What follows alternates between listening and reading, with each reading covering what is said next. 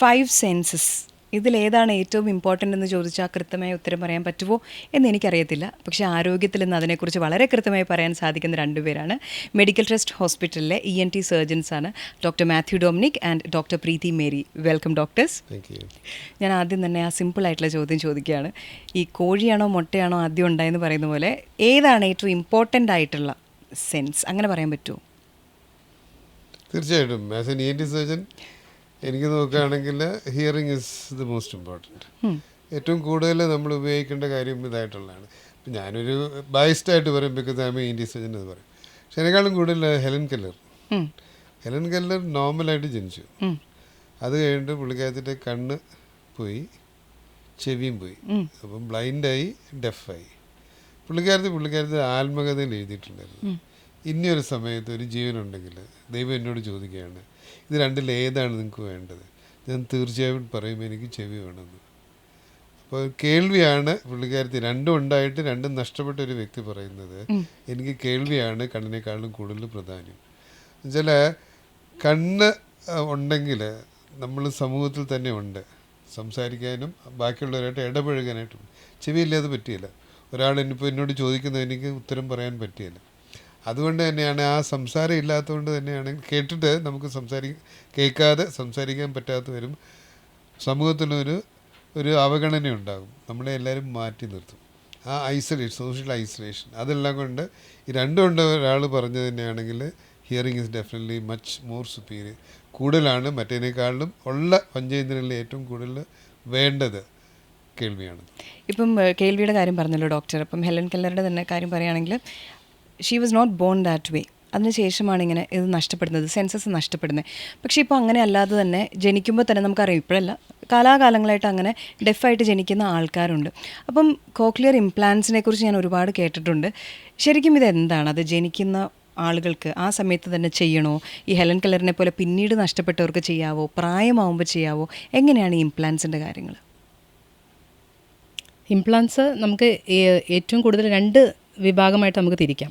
അതായത് ഇപ്പം പറഞ്ഞ പോലെ ജന്മന കേൾവിയില്ലാത്ത കുട്ടികൾ, കേൾവി ഇല്ലാത്തത് കൊണ്ടാണ് സംസാരിക്കാത്തത്.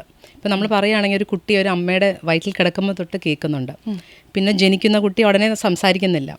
കുറച്ച് നാൾ 1-2 വയസ്സ് വരെ അവൻ അവിടുത്തെ ആ ഒരു ലോക്കൽ ഡയലക്റ്റ്, അതായത് ഇപ്പോൾ നമ്മൾ പറയുകയാണെങ്കിൽ ഇപ്പോൾ തിരുവനന്തപുരത്ത് താമസിക്കുന്ന ഒരാളുടെ സംസാര രീതി വേറെയാണ്, കോട്ടയത്ത് താമസിക്കുന്ന ആളുടെ വേറെയാണ്, തൃശ്ശൂർ താമസിക്കുന്ന ആളുടെ വേറെയാണ്.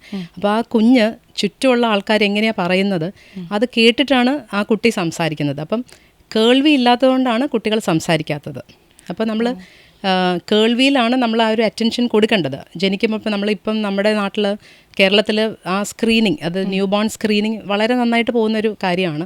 ജനിക്കുന്ന പ്രത്യേകിച്ച് ഹൈ റിസ്ക് പ്രഗ്നൻസീസ് അല്ലെങ്കിൽ ഹൈ റിസ്ക് ആയിട്ട് വരുന്ന കാര്യങ്ങൾ, ഫോർ എക്സാമ്പിൾ ഇപ്പോൾ നമുക്ക് അമ്മയ്ക്ക് മെറ്റേണൽ പീരീഡിൽ, പ്രഗ്നൻസി പീരീഡിൽ വരുന്ന ഇൻഫെക്ഷൻസ്, അല്ലെങ്കിൽ കഴിക്കുന്ന മരുന്നുകൾ, അല്ലെങ്കിൽ കുട്ടി ഉണ്ടാവുന്ന സമയത്ത് നിയോനേറ്റൽ പീരീഡിൽ വരുന്ന അസുഖങ്ങൾ, കൊടുക്കേണ്ടി വരുന്ന മരുന്നുകൾ, പിന്നെ അല്ലെങ്കിൽ ഇമ്മീഡിയറ്റ് ആയിട്ട് വരുന്ന അസുഖങ്ങൾ, മെനിഞ്ചൈറ്റിസ് പോലത്തെ അസുഖങ്ങൾ, ഇതൊക്കെ ഇങ്ങനെ പല കാരണങ്ങൾ നമ്മുടെ കേൾവിയെ ബാധിക്കാവുന്നതാണ്. അപ്പോൾ നമ്മൾ ജനിക്കുന്ന കുട്ടികൾ നമ്മൾ എപ്പോഴും ഇപ്പം ഒരുവിധം എല്ലാ ആശുപത്രികളിലും തന്നെ നമ്മൾ ഹിയറിംഗ് സ്ക്രീൻ ചെയ്യുന്നുണ്ട്. ആ ഹിയറിംഗ് സ്ക്രീനിൽ അപ്പോൾ നമുക്കത് നേരത്തെ പിക്കപ്പ് ചെയ്യാനും പറ്റുന്നുണ്ട്. അപ്പോൾ ഈ ജന്മന കേൾവിയില്ലാത്ത കുട്ടികൾ ഈ കോക്ലിയർ ഇംപ്ലാന്റിൻ്റെ ആ പരിധിയിൽ വരുന്നതാണ്, അല്ലെങ്കിൽ അതിൻ്റെ ഒരു ഇൻഡിക്കേഷൻ ഇതിൽ വരുന്നതാണ്. കുട്ടികൾ മാത്രമല്ല, ഇപ്പം നമ്മൾ മുതിർന്ന ആൾക്കാരും പ്രായമായവരിലും കേൾവിക്കുറവുള്ള ഒത്തിരി പേരുണ്ട്. ഇപ്പോൾ തീരെ കേൾക്കാൻ വയ്യാത്ത ആൾക്കാർ ഇപ്പോൾ നമ്മുടെ സമൂഹത്തിൽ ഒത്തിരി പേരുണ്ട് അതിനകത്ത്. അപ്പോൾ നമ്മൾ ഈ കേൾവിക്കുറവ് ഈവൻ ഡിമെൻഷ്യയ്ക്ക് കാരണമാവുമെന്നാണ് പറയുന്നത്. ഇപ്പോൾ സാറ് നേരത്തെ ഒരു കാര്യം പറഞ്ഞല്ലോ, മറ്റേ സെൻസസിൻ്റെ കാര്യം ചോദിച്ചു. അപ്പോൾ അതിനൊരു ഉത്തരം പറയുകയാണെങ്കിൽ ഇപ്പോൾ നമ്മൾ ഏറ്റവും ബെസ്റ്റ് ഏതാണെന്ന് വെച്ചാൽ ഞങ്ങളെപ്പോഴും ബയസ്ഡ് ആയിരിക്കും ENT-ക്കാർ. പക്ഷേ എന്ന് പറഞ്ഞാൽ ഇപ്പം ഞാൻ പറയട്ടെ, നമ്മളൊരു വഴിയിലൊരാൾ നിൽക്കുകയാണ്, ഒരു അന്ധനായ മനുഷ്യൻ നിൽക്കുന്നതും കേൾവിയില്ലാത്തൊരു മനുഷ്യൻ നിൽക്കുന്നു വയ്ക്കുക, നമ്മുടെ എല്ലാ സിമ്പതിയും ആ അന്ധനോടുണ്ടാവും. ഇപ്പം എന്ന് വെച്ച് കഴിഞ്ഞാൽ അയാളെ കൈപിടിക്കുന്നു, നടത്തുന്നു, അതൊക്കെ നമ്മൾ വളരെ നന്നായിട്ട് പോർട്രേ ചെയ്യുന്നതൊക്കെ മൂവീസിലൊക്കെ കാണാറുണ്ട്. അതേസമയം ഒരു കേൾവിയില്ലാത്ത ഒരാൾക്ക് കാണുമ്പോൾ അയാൾക്ക് ഒരു കുഴപ്പമില്ല, ഒരു വിസിബിളായിട്ടുള്ള ഒരു പ്രോബ്ലം അയാൾക്കില്ല. കേൾക്കുന്നില്ല എന്ന് പറയുമ്പോൾ നമ്മൾ അവനെ മലയാളത്തിൽ തന്നെ പൊട്ടൻ എന്ന് പറയാറുണ്ട്. അത് നമുക്കൊരു ബുദ്ധിക്കുറവിനെയും കൂടെ നമ്മളത് സൂചിപ്പിക്കുന്നുണ്ട്. അപ്പോൾ എന്തുകൊണ്ടാണ് രണ്ടും ഓരോ സെൻസസ് ഇല്ലാത്തതാണ്. പക്ഷേ നമ്മൾ ബുദ്ധിക്കുറവിനെ കേൾവിക്കുറവിനെ ബുദ്ധിക്കുറവായിട്ട് പലപ്പോഴും ഇക്വേറ്റ് ചെയ്തിട്ടുണ്ട് കാലാകാലങ്ങളിൽ. അപ്പോൾ ഈ ഒരു പ്രോബ്ലംസ് എന്താ പറയുക ജനറേഷൻസ് ആയിട്ട് നമ്മുടെ സമൂഹത്തിൽ മാത്രമല്ല, ഈവൻ ഇപ്പോൾ നമ്മളൊരു വേൾഡ് വൈഡ് ഇത് നോക്കിയാലും, ഇപ്പോൾ പണ്ടൊക്കെ നോക്കുമ്പം കേൾക്കാൻ വയ്യാത്ത കുട്ടികളെ വോട്ട് ചെയ്യാനൊന്നും സമ്മതിക്കില്ലായിരുന്നു, പഴയ നമ്മളൊരു ഹിസ്റ്റോറിക്കലായിട്ട് എടുത്ത് നോക്കുകയാണെങ്കിൽ. അപ്പം പലപ്പോഴും മാതാപിതാക്കൾക്ക് വളരെ ബുദ്ധിമുട്ടുണ്ടാക്കുന്നതാണ്, ഉണ്ടാവുന്ന ഒരു കുഞ്ഞിന് എന്തെങ്കിലും ഒരു ബുദ്ധിമുട്ടുണ്ടാവുന്നെന്ന് അറിയുന്നത്. അപ്പം നമുക്ക് റീസ്റ്റോർ ചെയ്യാൻ പറ്റുന്ന ഒരു സെൻസ്, ഇപ്പം നമുക്കൊരു കേൾവി മാത്രമേ ഉള്ളൂ, കേൾവി കുറവായിട്ട് ജനിക്കുന്ന ഒരു കുഞ്ഞിന് കേൾവി നമുക്ക് തിരിച്ചു കൊടുക്കാനായിട്ട് ഇപ്പോഴത്തെ ആ ഒരു സയൻസ് അല്ലെങ്കിൽ ടെക്നോളജി വഴി നമുക്ക് സാധ്യമാണ്. ഇപ്പോൾ നേരത്തെ ചോദിച്ച പോലെ കോക്ലിയർ ഇംപ്ലാന്റ് ആർക്കൊക്കെ ചെയ്യാമെന്ന് വെച്ചാൽ, ജന്മനാ കേൾവിയില്ലാത്ത കുട്ടികൾക്ക് എന്തെങ്കിലും രീതിയിൽ കേൾവി നഷ്ടപ്പെട്ടു പോയാൽ, അത് കുട്ടികൾക്കാവട്ടെ മുതിർന്നവർക്കാവട്ടെ, പിന്നെ പ്രായമായി തീരെ കേൾക്കാൻ വയ്യാത്ത അഡൾട്ട്സിനും നമുക്ക് കോക്ലിയർ ഇംപ്ലാന്റ് ചെയ്യാം. ഇപ്പോൾ ഡോക്ടർ പറഞ്ഞതിൽ നിന്നൊരു കാര്യം ഞാൻ ചോദിക്കട്ടെ. ഇപ്പം ബുദ്ധിയുടെ വികാസത്തെക്കുറിച്ച് പറഞ്ഞല്ലോ. ഇപ്പോൾ ചെറിയ കുട്ടികളായിരിക്കുമ്പോൾ ഞാൻ കേട്ടിട്ടുണ്ട്, കുട്ടികൾക്ക് ചെവിക്ക് കേൾവി കുറവുണ്ടെങ്കിൽ അല്ലെങ്കിൽ അവർക്ക് കേൾക്കാൻ പറ്റത്തില്ലെങ്കിൽ അവരുടെ ബുദ്ധി വികസിക്കത്തില്ല, അവരുടെ റിയാക്ഷൻസ് എല്ലാം സാധാരണ കുട്ടികളെ പോലെ ആവത്തില്ല. അങ്ങനെ അത് എത്രത്തോളം റിലേറ്റഡ് ആണ് ഈ പറഞ്ഞ കാര്യം ഡോക്ടർ? ചെറു പ്രായത്തിൽ ബുദ്ധി വികസിക്കില്ല എന്ന് പറയുകയാണെങ്കിൽ നോളജ് ഇല്ല എന്നുള്ളതാണ്, അല്ലാതെ ബ്രെയിനിൻ്റെ ഡെവലപ്മെൻറ്റിന് ഒരു കുഴപ്പം ഉണ്ടാകാൻ പോകുന്നില്ല. ആ ഹിയറിംഗ് റിലേറ്റഡും സ്പീച്ച് റിലേറ്റഡുള്ള ഭാഗം മാത്രം ഡെവലപ്പ് ചെയ്യില്ല. ബാക്കിയുള്ള വിധത്തിനും കുട്ടികളുടെ ബുദ്ധിക്കൊന്നും ഒരു ബുദ്ധിമുട്ട് ഉണ്ടാകേണ്ട കാര്യമില്ല. ഒരു കുട്ടി ജനിച്ച് കേൾവിയില്ല എന്ന് പറഞ്ഞ് ബുദ്ധിക്ക് യാതൊരു കുഴപ്പം ഉണ്ടാകേണ്ട കാര്യമില്ല. കാര്യം എന്ന് വെച്ചാൽ പലപ്പോഴും കുട്ടികളുണ്ടായിട്ട് ഇപ്പം കേരളത്തിൽ 2 വയസ്സിന് മുമ്പ് കേൾവിയില്ലാത്ത കുട്ടികളിൽ മിക്കവാറും 2 വയസ്സിന് മുമ്പ് ഇംപ്ലാന്റ് ചെയ്യുന്നുണ്ട്. നമ്മുടെ സിസ്റ്റം അത്ര നല്ലതായതുകൊണ്ട്, പ്രൈമറി ഇതായിട്ടുള്ള എല്ലാ കുട്ടികളിലും സ്ക്രീനിങ് നടക്കുന്നതുകൊണ്ട് പലപ്പോഴും ഇത് കിട്ടുന്നു. പണ്ടൊക്കെ ഉള്ളതെന്ന് വെച്ചാൽ ഇത് ഇംപ്ലാന്റ് തുടങ്ങുന്ന സമയത്ത് ഏകദേശം ഒരു 5 വയസ്സ് 6 വയസ്സ് കഴിഞ്ഞിട്ടാണ് നമ്മൾ ചെയ്തിരുന്നത്.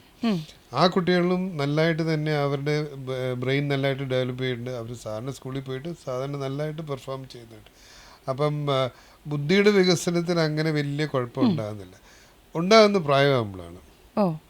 പ്രായമാകുമ്പോൾ തന്നെ ആണെങ്കിൽ ഈ സോഷ്യൽ ഐസൊലേഷൻ, നമ്മൾ ഹ്യൂമൻ ബീങ്സ് സോഷ്യൽ ആനിമൽസ്, നമുക്ക് ബാക്കിയുള്ളവർ വേണം, നമുക്ക് ഒറ്റപ്പെട്ട് ജീവിക്കാൻ പറ്റില്ല. മനുഷ്യൻ ഒരിക്കലും ഒറ്റപ്പെട്ട് ജീവിക്കും. കേൾവിയില്ലാത്ത വരുമ്പോഴത്തേനാണെങ്കിൽ സംസാരം നഷ്ടപ്പെടും. സംസാരമുള്ള ആശയവിനിമയം നടക്കുകയില്ല. കാരണം എന്ന് വെച്ചാൽ ഇങ്ങനെ ഒരു നമുക്കിന്ന് വർത്തമാനം പറയാൻ പറ്റില്ല. എന്നോട് ചോദിക്കുന്ന കാര്യങ്ങൾ എനിക്ക് മനസ്സിലാകുന്നില്ലെങ്കിൽ കേൾക്കുന്നില്ലെങ്കിൽ തിരിച്ച് ആൻസർ ചെയ്യാൻ പറ്റത്തില്ല. പലപ്പോഴും ഉണ്ടാകുന്ന വീട്ടിൽ പ്രായമുള്ള ഒരാൾ, പ്രത്യേകിച്ച് ഗ്രാൻഡ് ചിൽഡ്രൻ, അതിനുള്ള ക്ഷമ കാണുകയില്ല.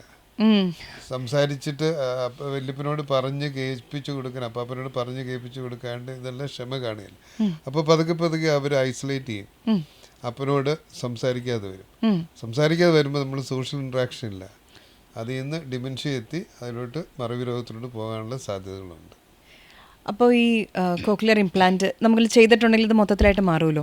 ഇപ്പോൾ 2 വയസ്സിന് താഴെയുള്ള കുട്ടികൾക്ക് ചെയ്യുന്നുണ്ടെന്ന് പറയുന്നുണ്ട്. അപ്പം ഏതാണ് ശരിക്കും കോക്ലിയർ ഇംപ്ലാന്റ് ചെയ്യാനുള്ള പെർഫെക്റ്റ് ഏജ് ഏതാണ്? ഇപ്പം അങ്ങനെ ജനിക്കുന്ന ഒരു കുട്ടിയാണെങ്കിൽ പെർഫെക്റ്റ് ഏജ് ഏതാണ്? പെർഫെക്റ്റ് ഏജ് എന്ന് പറയുകയാണെങ്കിൽ ആസ് ഏർലി ആസ് പോസിബിൾ.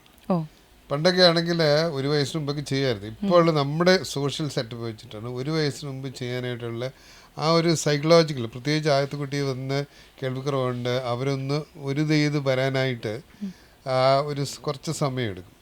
അപ്പോൾ ഇപ്പം ഞങ്ങൾ നോക്കുന്നത് വെച്ചാൽ 2 വയസ്സിന് താഴെ ഒരു 18 മാസത്തിൽ ചെയ്യുന്നതാണ് ഏറ്റവും നല്ലത്. ഈ കുട്ടി വളർന്നുകൊണ്ടിരിക്കും, ബ്രെയിൻ ഡെവലപ്പ് ചെയ്തുകൊണ്ടിരിക്കുകയാണ്. അപ്പോൾ ഏതെങ്കിലും ഒരു ഭാഗം, തലച്ചോറിൻ്റെ ഭാഗം എന്തെങ്കിലും ഒന്നുമില്ലാതെ ഉപയോഗിക്കാതെ കിടക്കുകയാണെങ്കിൽ മറ്റുള്ള ഭാഗങ്ങൾ വളരെ ഇതായിട്ട് എടുക്കും. അപ്പോൾ അവിടെ ഉപയോഗിക്കാതെ കിടക്കുന്ന സാധനം വേറെയുള്ള ഫാക്കൽറ്റീസ് എടുക്കും. വളരെ ക്ലിയർ ആയിട്ട് നമ്മളൊക്കെ സിനിമയിലൊക്കെ കണ്ടിട്ടുണ്ട്. ബ്ലൈൻഡ് ആയിട്ടുള്ളവർ, കാഴ്ചയില്ലാത്തവർ, അവരുടെ ടച്ച് സെൻസേഷൻ, ടാക്ടൈൽ വളരെ കൂടുതലാണ്. അപ്പോൾ ഒരാൾ തൊട്ട് അവർക്ക് മനസ്സിലാക്കാൻ പറ്റും. അതുകൊണ്ടാണ് ബ്രെയിലി ഇത് ടച്ച് വെച്ചിട്ടാണ്. അപ്പോൾ ടച്ച് സെൻസേഷൻ്റെ കാഴ്ചയുടെ ഭാഗം ഇല്ലാത്തൊരു ഭാഗം, ഉപയോഗിക്കാത്ത ഭാഗം ടച്ച് ഏറ്റെടുത്തു. അപ്പോൾ അതുപോലെ നമ്മൾ കേൾവി ഇല്ലാതെ വരികയാണെങ്കിൽ, കേൾക്കുന്നില്ല, സംസാരിക്കുന്നില്ല, ആ ഒരു ഭാഗം തലച്ചോറിൽ വെറുതെ കിടക്കുകയാണ്. അപ്പോൾ ബാക്കിയുള്ളത് എടുക്കും, ബാക്കിയുള്ള ഫാക്കൽറ്റീസിനെ എടുക്കും. ഇത് കഴിഞ്ഞിട്ട് പിന്നീട് അത് തിരിച്ചു പിടിക്കാൻ ബുദ്ധിമുട്ടാണ്. അപ്പം ഇംപ്ലാന്റ് ചെയ്യുന്നതിന് ജന്മനാൽ കേൾവി ഇല്ലാത്ത ഒരു കേൾവിയുടെ ഒരു സെൻഷൻ ഇല്ലാത്ത കുട്ടിക്ക് 2 വയസ്സിന് മുമ്പാണ് ഏറ്റവും നല്ലതായിട്ട് ചെയ്യുന്ന ഏറ്റവും നല്ലത് എന്നാണ്. 5 വയസ്സ് കഴിഞ്ഞിട്ടാണെങ്കിൽ ഇതിൻ്റെ റിസൾട്ട്സ് മോശമാകും. 7 വയസ്സ് കഴിഞ്ഞിട്ട് ഇവർക്കൊക്കെ ആണെങ്കിൽ കേൾക്കാൻ പറ്റും, ശബ്ദങ്ങൾ കേൾക്കാൻ, തിരിച്ചറിയാൻ ബുദ്ധിമുട്ടാണ്. നമ്മൾ ആ ശബ്ദങ്ങളെ തിരിച്ചറിഞ്ഞാലേ ഭാഷ മനസ്സിലാക്കും. അതെ അതെ. മനുഷ്യന് ഏറ്റവും കൂടുതൽ ഭാഷയാണ് വേണ്ടത്. അപ്പോൾ 7 വയസ്സ് കഴിഞ്ഞ് കഴിയുമ്പോൾ തന്നെ ഇവരുടെ ഇത് റിസൾട്ട്സ് കുറഞ്ഞു വരും. അപ്പോൾ ഐഡിയലി ജന്മനാൽ കേൾവിയില്ലാത്ത കുട്ടികൾ ഏറ്റവും നല്ലത് 2 വയസ്സിന് മുമ്പ് ചെയ്യുന്നതാണ്. അപ്പോൾ എത്രയും പെട്ടെന്ന് ചെയ്യുന്നതാണ് ഏറ്റവും നല്ലത്. നമ്മൾ അതിനകത്ത് ഒരു ആഡ് ഓൺ ചെയ്യുന്നതെന്ന് വെച്ചാൽ ഇപ്പം നമ്മൾ സാറ് പറഞ്ഞു മറ്റേ 1 വയസ്സിൽ താഴെ നമ്മൾ യൂഷ്വലി ചെയ്യാറില്ല. പലപ്പോഴും വേറെ പല അസുഖങ്ങൾ അല്ലെങ്കിൽ സിൻഡ്രോംസ് ഒക്കെ ഉള്ള കുട്ടികളും വരാറുണ്ട്. ഇപ്പോൾ ചില ലേണിംഗ് പ്രോബ്ലംസ് ആവാം, വേറെ ബുദ്ധിക്ക് വികാസം കുറവുള്ള കുട്ടികളാവാം. ഇതൊക്കെ പ്രോപ്പറായിട്ട് അസസ് ചെയ്യാനായിട്ട് നമുക്കൊരു പക്ഷേ കുറച്ചൊരു 1 വയസ്സിൻ്റെ അല്ലെങ്കിൽ 1 വയസ്സിന് 2 വയസ്സിന് ഇടയ്ക്കാണ് കുറച്ചും കൂടെ നമുക്ക് നന്നായി അറിയാൻ പറ്റുന്നത്. അപ്പോൾ നമുക്കൊരു കോക്ലിയർ ഇംപ്ലാന്റ് റിസൾട്ടിനെ കുറിച്ച് വളരെ റിയലിസ്റ്റിക് ആയിട്ട് പേരൻസിനായിട്ട് സംസാരിക്കാൻ പറ്റുന്നത് ഒരു പക്ഷേ ആ ഒരു സമയത്താണ്. പിന്നെ സാറ് പറഞ്ഞ പോലെ നമുക്കൊരു 2 വയസ്സ് കഴിയുമ്പോൾ ഇപ്പം നമ്മൾ നമുക്കറിയാം ഉപയോഗിക്കാതിരിക്കുന്ന സാധനം തുരുമ്പെടുക്കും. അപ്പം നമ്മൾ ആ ഒരു ഏരിയ നമ്മൾ വേണ്ട സമയത്ത് വേണ്ട പോലെ സ്റ്റിമുലേറ്റ് ചെയ്തില്ലെങ്കിൽ അത് പിന്നെ നമ്മൾ പിൽക്കാലത്ത് എത്ര വർഷങ്ങൾക്ക് ശേഷം എത്ര നല്ല സ്റ്റിമുലേഷൻ കൊടുത്താലും അത് റെസ്പോണ്ട് ചെയ്യണം എന്നില്ല.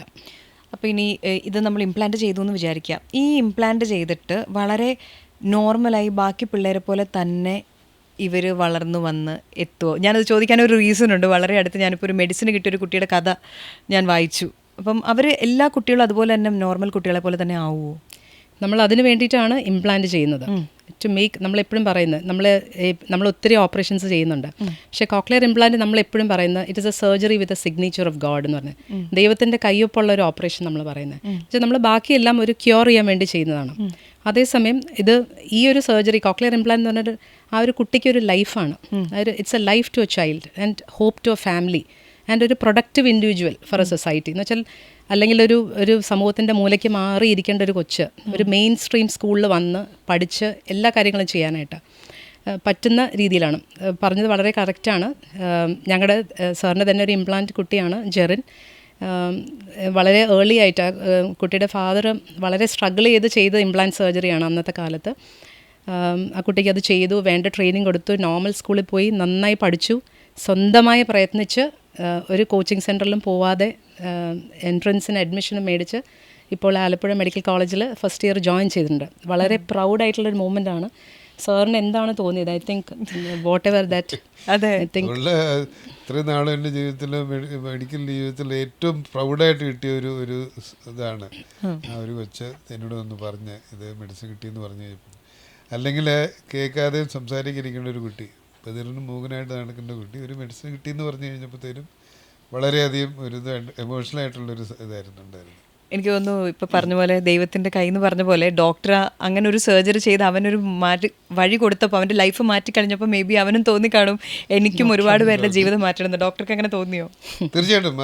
അതെ, അതുപോലെ എന്നെ ഡോക്ടറെ പോലെ എനിക്കൊരു ഡോക്ടർ ആണെന്ന് പറഞ്ഞപ്പോൾ തന്നെ അത് തന്നെ ഇറ്റ് വാസ് ഒരു വെരി ഗ്രേറ്റ് ഫീലിംഗ് ആയിരുന്നു. അതായിട്ടുള്ള ബിഗ്ഗസ്റ്റ് റിവാർഡ് നമുക്ക് ഇത്രയും നാളും ചെയ്ത ഓപ്പറേഷനുകളിലൊക്കെ ഏറ്റവും നല്ല റിവാർഡിങ് ആയിട്ടുള്ള ഒരു ഓപ്പറേഷൻ ആയിരുന്നു അത്. ഒരു റിസൾട്ട് ആയിരുന്നു അത്. ഓപ്പറേഷൻ നല്ല റിസൾട്ട് ആയിരുന്നു അതിൻ്റെ. പക്ഷേ പണ്ട് ഇങ്ങനത്തെ കുട്ടികളെ ഡെഫ് സ്കൂളിലാണ് വിട്ടിരുന്നത്. പക്ഷെ അതിന് പകരം ഇപ്പം മെയിൻ സ്ട്രീം സ്കൂളിലാണ്. ഇപ്പം കുറച്ച് നാൾ മുമ്പ് എൻ്റെ മോള് സ്കൂളിൽ വന്നിട്ട് പറഞ്ഞു, അമ്മ ഇന്ന് ഒരു കുട്ടി ഇംപ്ലാന്റ് വെച്ച ഒരു കുട്ടി അവിടെ നിന്ന് ചെയ്യുന്നു. അപ്പം ആരോ പറഞ്ഞു അത് ഹിയറിംഗ് എയ്ഡ് ആണെന്ന്. അപ്പം ഞാൻ പറഞ്ഞു അല്ല, അത് കോക്ലിയർ ഇംപ്ലാന്റ് ആണെന്ന് പറഞ്ഞു. അപ്പം ഈവൻ കുട്ടികൾക്ക് പോലെ they are mingling with normal kids. അപ്പം സാധാരണ രീതിയിൽ ഇൻഫാക്റ്റ് ഈ കുട്ടികൾക്ക് വളരെയധികം അറ്റൻഷൻസ് പേരൻസും അവരുടെ കൂടെ ഉള്ളവരും ഇപ്പം ഒരു ഡോക്ടേഴ്സ് ആണെങ്കിലും തെറാപ്പിസ്റ്റ് ആണെങ്കിലും എല്ലാം കൊടുക്കുന്നുണ്ട്. അപ്പോൾ സാധാരണ ഈ കുട്ടികൾ വളരെ സ്മാർട്ടാണ്. ആക്ച്വലി മറ്റു കുട്ടികളെങ്കിലും ബെറ്ററായിട്ട് തന്നെ പെർഫോം ചെയ്യുന്നത് കാണാം. എന്ന് വെച്ചാൽ അത്രയ്ക്ക് അറ്റൻഷൻ കൊടുക്കുന്നതുകൊണ്ടും ശ്രദ്ധിക്കുന്നതുകൊണ്ടും മിക്ക ഇംപ്ലാന്റ് കുട്ടികളും അവരുടെ ക്ലാസ് ടോപ്പേഴ്സും നന്നായി പെർഫോം ചെയ്യുന്നവരാണ്. അപ്പം അവർ ഒരു രീതിയിലും മറ്റുള്ള കുഞ്ഞുങ്ങളെക്കാൾ ഇൻഫീരിയർ അല്ല, ഇൻഫാക്റ്റ് കുറച്ച് ബെറ്റർ ആണെങ്കിലേ ഉള്ളൂ അവർ. അപ്പോൾ ഈ ഹിയറിംഗ് എയ്ഡ് ഇതിനകത്ത് വേറെ കാര്യം വെച്ചാൽ ചെറിയ കുട്ടികളാണ് ചെയ്യുന്നത്, അവർ വീഴും. അപ്പോൾ ഈ ഇംപ്ലാന്റ് തലയിലാണ് വെക്കുന്നത്. അതെ. അതിൻ്റെ അകത്ത് തന്നെ സ്റ്റാറ്റിസ്റ്റിക്കലി നമ്മൾ വീഴുമ്പോൾ ഏറ്റവും കുറവ് ഇടിക്കാവുന്നൊരു സ്ഥലത്താണ് ഇത് വെക്കുന്നത്. റിസർച്ച് കൊണ്ട് പഠിച്ച് ആ പഠനങ്ങൾ കൊണ്ട് ഒരു കുട്ടി വീഴുകയാണെങ്കിൽ തലയുടെ ഏത് ഭാഗത്താണ് മുട്ടാൻ പറ്റുന്നത് അതിൽ ഏറ്റവും കുറവുള്ള സ്ഥലത്താണ് വെച്ചിരിക്കുന്നത്. അതുപോലും അത്രയും റിസർച്ച് ചെയ്തിട്ടാണ് ഇത് ചെയ്തിരിക്കുന്നത്. ഈ പോകുന്ന ഇവിടെ നിന്നുള്ള മെഡിക്കലിസ്റ്റ് ചെയ്ത കുട്ടികളിൽ കരാട്ടെ ചെയ്യുന്ന കുറേ കുട്ടികളുണ്ട്. എല്ലാ പെൺകുട്ടികളും ഡാൻസ് ചെയ്യുന്നവരാണ്. സ്വിമ്മ് ചെയ്യുന്നുണ്ട്.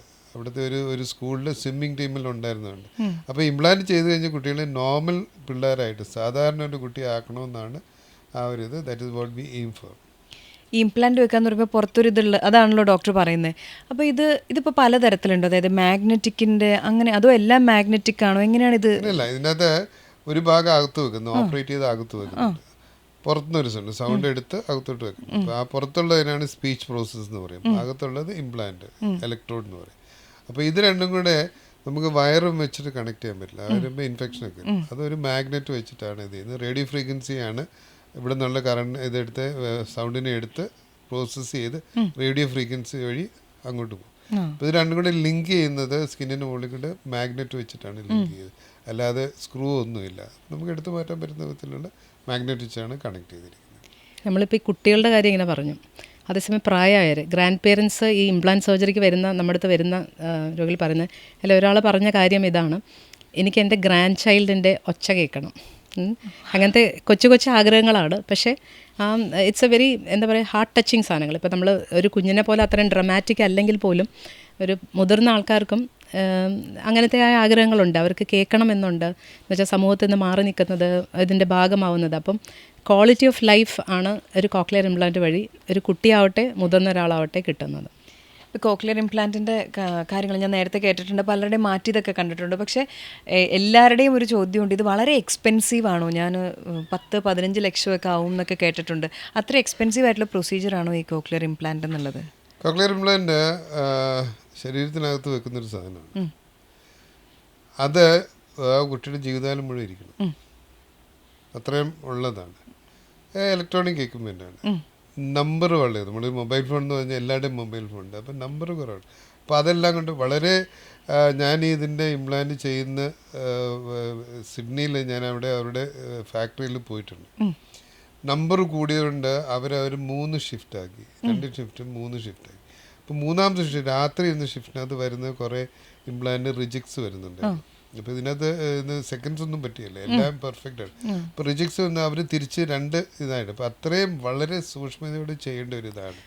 അപ്പോൾ അതുകൊണ്ട് കോസ്റ്റ് ഡെഫിനറ്റ്ലി ഹൈ എന്ന് പറയുകയാണെങ്കിൽ അവർ പണ്ട് ഈ കോക്ലിയർ, ഞങ്ങളിവിടെ കോക്ലിയർ 2005 ഡിസംബർ ക്രിസ്മസിൻ്റെ തലേ ദിവസം ആദ്യത്തെ ഒരു ഇംപ്ലാന്റ് ചെയ്തു.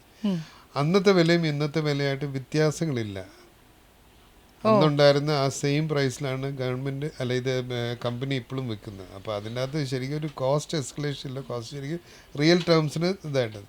പക്ഷേ അതിൻ്റെ അകത്ത് ഇപ്പോഴത്തെ ഒരു ചീപ്പസ്റ്റ് ഇംപ്ലാന്റ് ചെയ്യണമെന്നുണ്ടെങ്കിൽ ഏകദേശം 7 ലക്ഷം രൂപയോളം വരും. 7 ലക്ഷം രൂപയാണ് ഇതിൻ്റെ അകത്ത് വരുന്നത്. അത് ആ മോഡൽ അനുസരിച്ച് ചൂസ് ചെയ്യാം. നമ്മളിപ്പോൾ ചെയ്യുന്ന മിക്കവാറും എല്ലാവരും ആ ചീപ്പസ്റ്റ് ഇംപ്ലാന്റ് വെച്ചാണ് ചെയ്യുന്നത്. അത് വെച്ചിട്ടാണ് ആളുകൾ മെഡിസിനൊക്കെ പോയേക്കുന്നത്. അതിൻ്റെ മുകളിലോട്ട് ഓരോ ഇതുപോലെ തന്നെ വെറുതെ പോയി ഈ 7 ലക്ഷം രൂപ 14 ലക്ഷം രൂപ വരെയുള്ള ഇംപ്ലാന്റ് ഉണ്ട്. 7 ലക്ഷം രൂപ കൊണ്ട് തന്നെ കാര്യങ്ങളും നടക്കും. കേരളത്തിലുണ്ടാകുന്നതെന്ന് വെച്ചാൽ ഗവൺമെൻറ് ഒരു പദ്ധതിയുണ്ട്, അതിൻ്റെ അകത്ത് ഏകദേശം 200 ഇംപ്ലാന്റ് വരെ നമ്മൾ കൊടുക്കും, ഓരോ വർഷം ഗവൺമെൻറ് കൊടുക്കുന്നുണ്ട്.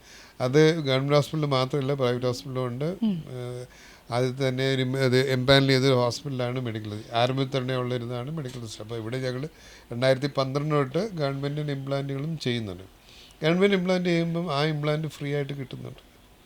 അപ്പോൾ കോസ്റ്റ് എന്ന് പറയുകയാണെങ്കിൽ ഇത്രയും ഉണ്ടെങ്കിലും ഇതിനുള്ള സഹായങ്ങളുണ്ട്, ഗവൺമെൻറ് സഹായങ്ങളുണ്ട്, വേറെയുള്ള പലതിൻ്റെ ഇതുണ്ട്. അപ്പം കോസ്റ്റ് അങ്ങനെ അതൊരു വലിയൊരു ഫാക്ടറായിട്ട് ഇതിൻ്റെ അകത്ത് ഇല്ല.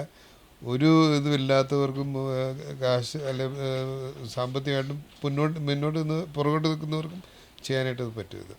ശ്രുതി തരംഗം എന്നാണ് അതിൻ്റെ പ്രോജക്റ്റിൻ്റെ പേര്.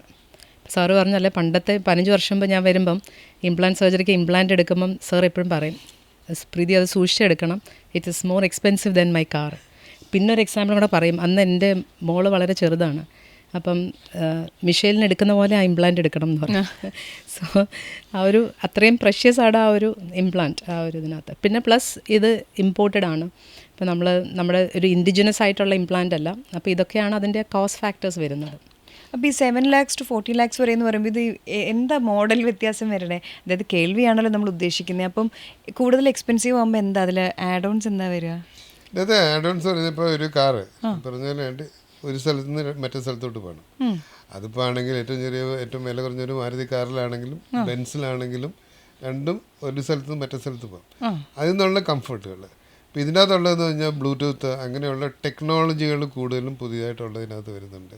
സൈസ് ചെറുതായിട്ട് വരുന്നുണ്ട്. മറ്റേന്ന് പറഞ്ഞാൽ പുറത്ത് കാണുന്നതുണ്ട്, ഒട്ടും കാണാത്ത റൗണ്ട് എന്നൊക്കെ പറഞ്ഞാൽ ഒട്ടും കാണാത്തതുണ്ട്, പുറത്ത് ഒട്ടും കാണാത്ത വിധത്തിലുള്ള ഇതിനകത്ത് ബ്ലൂടൂത്ത് ഉപയോഗിക്കാം, അതിനകത്ത് എന്താ റിമോട്ട് കൺട്രോളുള്ളതുകൊണ്ട് അങ്ങനെയുള്ള ടെക്നോളജി. പക്ഷേ പ്രധാനമായിട്ടും ആ കേൾവിക്ക് ഇതിനകത്ത് വേണ്ട, കുട്ടിക്ക് കേൾവിയില്ല, കേൾവി കൊടുക്കണം. അത് രണ്ടിനകത്തും ഒരുപോലെ തന്നെയുണ്ട്. ഈ പറഞ്ഞ പോലെ കാറ് ഒരു സൈഡിൽ നിന്ന് എറണാകുളത്ത് തൃശ്ശൂർ വരെ പോകണം, ഇതിലാണെങ്കിലും പോകാം, മാരുതിയിലാണെങ്കിലും പോകാം, ബെൻസിലാണെങ്കിലും ബെൻറ്റിലാണെങ്കിലും പോകാം. ആ ഒരു വ്യത്യാസം അതിനകത്ത് ഉണ്ടാകുന്നത്. ഓക്കെ, അതാണ് പൈസയുടെ വ്യത്യാസത്തിൽ വരുന്നത്. ഇനിയിപ്പം ENT സർജൻസാണ് നിങ്ങൾ രണ്ടുപേരും. ഞാനൊരു ENTയെ കാണാനായിട്ട്, എൻ്റെ ഡോക്ടറാണ്, അപ്പം ഞാനൊരു ENTയെ കാണാനായിട്ട് ചെന്ന വേദനയായിട്ടാണ്. എൻ്റെ തൊണ്ടയ്ക്ക് വേദനയാണ്, ആ വേദനയാണ്, ഈ വേദനയാണ്. ഈ വേദനകളല്ലാതെ ഏറ്റവും കൂടുതൽ ആൾക്കാർ കാണാൻ വരുന്ന എന്തിനു വേണ്ടിയിട്ടാണ്? നമുക്കൊരു പക്ഷേ തലവേദന കഴിഞ്ഞാൽ ഏറ്റവും കൂടുതൽ ഞങ്ങൾ കാണുന്നത് തലകറക്കമാണ്. ഒരു പക്ഷേ ഒരു കോമൺ ടേം തന്നെയുണ്ട്, ഇയർ ബാലൻസ്. ഇപ്പം രോഗികൾ വന്ന് തന്നെ പലപ്പോഴും പറയുന്നത്, ഡോക്ടർ എനിക്ക് ഇയർ ബാലൻസിൻ്റെ പ്രോബ്ലമാണ്. നമുക്കൊന്നും ഡയഗ്നോസ് ചെയ്യേണ്ട കാര്യമില്ല, അതിന് മുമ്പേ പറയും ഇയർ ബാലൻസിൻ്റെ പ്രോബ്ലമാണ്. അപ്പോൾ പലപ്പോഴും ഈ തലകറക്കം നമുക്ക് ബാലൻസിൽ ഒരു മേജർ ഭാഗം, ഒരു മേജർ റോള് വഹിക്കുന്ന ഒരു നമ്മുടെ ചെവിയാണ്, നമ്മുടെ ഇന്നർ ഇയർ എന്ന് പറയുന്നത്. അപ്പം ഇയർ ബാലൻസ് ഡെഫിനറ്റ്ലി നമ്മുടെ ഈ ബാലൻസ് പ്രോബ്ലംസിൽ ഒരു 80% പ്രോബ്ലംസ് ഇയർ റിലേറ്റഡ് ആയിട്ട് വരുന്നതാണ്. ബാക്കി ഒരു 20% വേറെ പല കാരണങ്ങളുണ്ട്. ഇപ്പം തലച്ചോറിൻ്റെ പ്രശ്നങ്ങൾ, തലച്ചോറിലുള്ള രക്തയോട്ടത്തിൻ്റെ വ്യത്യാസങ്ങൾ, കാർഡിയക് പ്രോബ്ലംസ്, ഹോർമോണൽ. പക്ഷേ ഇതിനെല്ലാം ഒരുപക്ഷെ രോഗി വന്ന് തലകറക്കം എന്നാണ് പറയുന്നത്. തലകറക്കമാണ് ഒരുപക്ഷെ ഞങ്ങളുടെ ഏറ്റവും, പിന്നെ സാധാരണയായിട്ട് ഒരു വേദനകളല്ലാതെ ഏറ്റവും കൂടുതൽ കാണുന്നത്. ഇയർ ബാലൻസ് അല്ലാത്ത തലകറക്കവും തമ്മിൽ നിങ്ങൾ എങ്ങനെയാണ് തിരിച്ചറിയുന്നത്? അങ്ങനെ പലപ്പോഴും നമ്മൾ രോഗിയുടെ പറയുന്ന ഹിസ്റ്ററി അല്ലെങ്കിൽ ആ വിവരങ്ങളിൽ നിന്നാണ് നമ്മൾ കറക്റ്റായിട്ട് അത് അറിയുന്നത്. ഇപ്പോൾ തലകറക്കം എന്നുള്ളൊരു, ഞാനെപ്പോഴും പറയുന്ന ഒരു കാര്യമാണ്, തലകറക്കം എന്നുള്ളൊരു വാക്ക് ഉപയോഗിക്കാതെ നിങ്ങൾക്ക് എന്താ തോന്നുന്നതെന്ന് വെച്ചാൽ എൻ്റെ അടുത്തൊന്ന് പറയും. അപ്പോൾ പലപ്പോഴും ചിലർ പറയും എനിക്ക് കണ്ണിൽ ഇരുട്ട് കയറി ബോധം കെട്ട് വീഴാൻ പോകുന്ന പോലെ, അതേ ബോധം കെട്ട് വീഴുന്നില്ല.